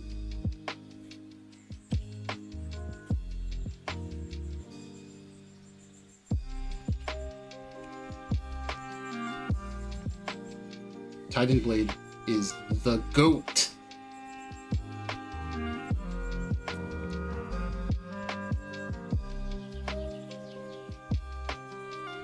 Okay, they have 4 unknowns in hand. Seal of Strength, okay. Oh, they don't have another creature. Sweet. So that in mind, I think it's time we dig for lands. Perfect. We'll put that on top of the library. And we're going to Glint Hawk, bouncing Untitled Blade while it is safe to.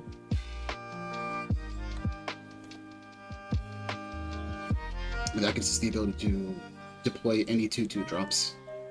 And we have a plethora of them.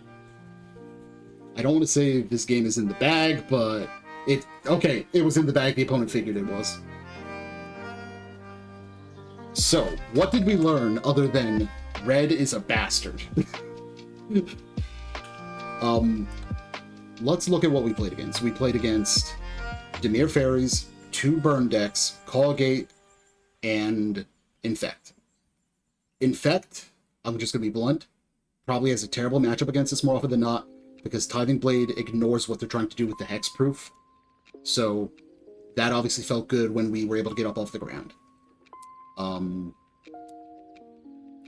Callgates, honestly, I don't know if we're supposed to win that match, but it felt really good between our ability to just wipe their board with our Suffocating Fumes and our Arms of Hadar, while removing their creatures that needed to be targeted removal. Like, we didn't see any of those Guardians of the Guild pack in Game 2. And I don't remember if there was even a Game 3. The cats felt like, the cats, as annoying as it was possibly the single hardest thing to deal with because of that life gain. But, like, we were just able to one-for-one them enough times that it didn't matter. Yeah, no, it really feel like I drew hot that game, and that they drew a little bit lukewarm at best.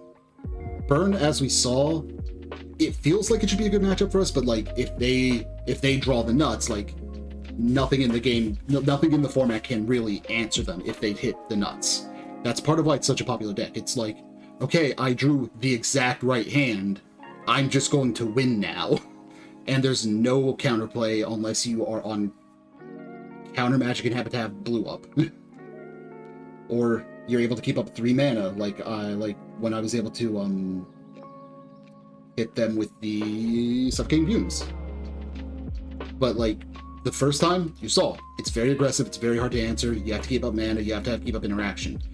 Second match, you saw, when you're able to keep up that interaction, you just get to wall them, you get to gain life, you get to recurve your life gain, and it just becomes overbearing for them. Now, against Emir, that was a slog. Like, there's no denying that. Like, their ability to churn through their deck while answering what we do is really nasty. That's what that deck does. It's kind of the equivalent of Delver in Legacy, where it's like, I'm going to stick 1 or 2 threats while cantripping through my deck and answering what you do.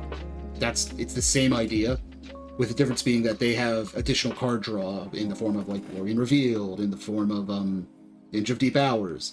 They get recursive value off their spell starter sprites, but we were able to answer their creatures in such a way that they weren't able to spiral out of control, except for in the second game, when they got that Murmuring Mystic out. Beyond that, though, we just were able to just value it out. Like, the core of this deck is, the reason why it's called Orzhov Blade is because Tithing Blade with Blink effects are just fantastic. Like, I don't know if this deck still needs Ephemerate. Like, it's the archetype's namesake card, but it might not be necessary. Like, Okiba getting Shinobi, every time we were able to use it, it felt super good. And it was fairly clear what games we wouldn't be able to get away with it in. But when we used this, it almost guaranteed us a game win, or that they had to answer it. All around, I love the deck. This is possibly one of like 5 decks I'd want to make in paper if I made a paper deck, because it's a good value deck. It's really fun. There's a lot of meaningful actions to take. And it rewards you for being good, not good, but for knowing the format, knowing your interactions. And as you saw, you get punished for bad sequencing. Like, you need to know when to do that. So if you like that kind of gameplay, I highly recommend this deck. If you're newer to the format or you're not as comfortable in your mechanical interactions, maybe make this a secondary deck, or decide that, hey, this is the deck I'm going to learn how to be good with. And yeah, no, it's incremental value deck. That's all this deck is, and I absolutely love this. Like, this feels like what Magic felt like back in the early 2000s to me, where it's like, I'm just going to get a little bit more value every time I play a card, and I'm going to hopefully accumulate too much for you to really answer. That's what I love about this format in general in Pauper. It is value.format, and that's what I'm here for. I love my format, or I love my value-based format. Now, I'm going to end the stream there. I got about 40 minutes. I'm going to sign off of... Well, I'm not going to sign off. I'm going to go do a little bit of editing. If anybody knows how to edit, please help. I don't know what I'm doing. Bye.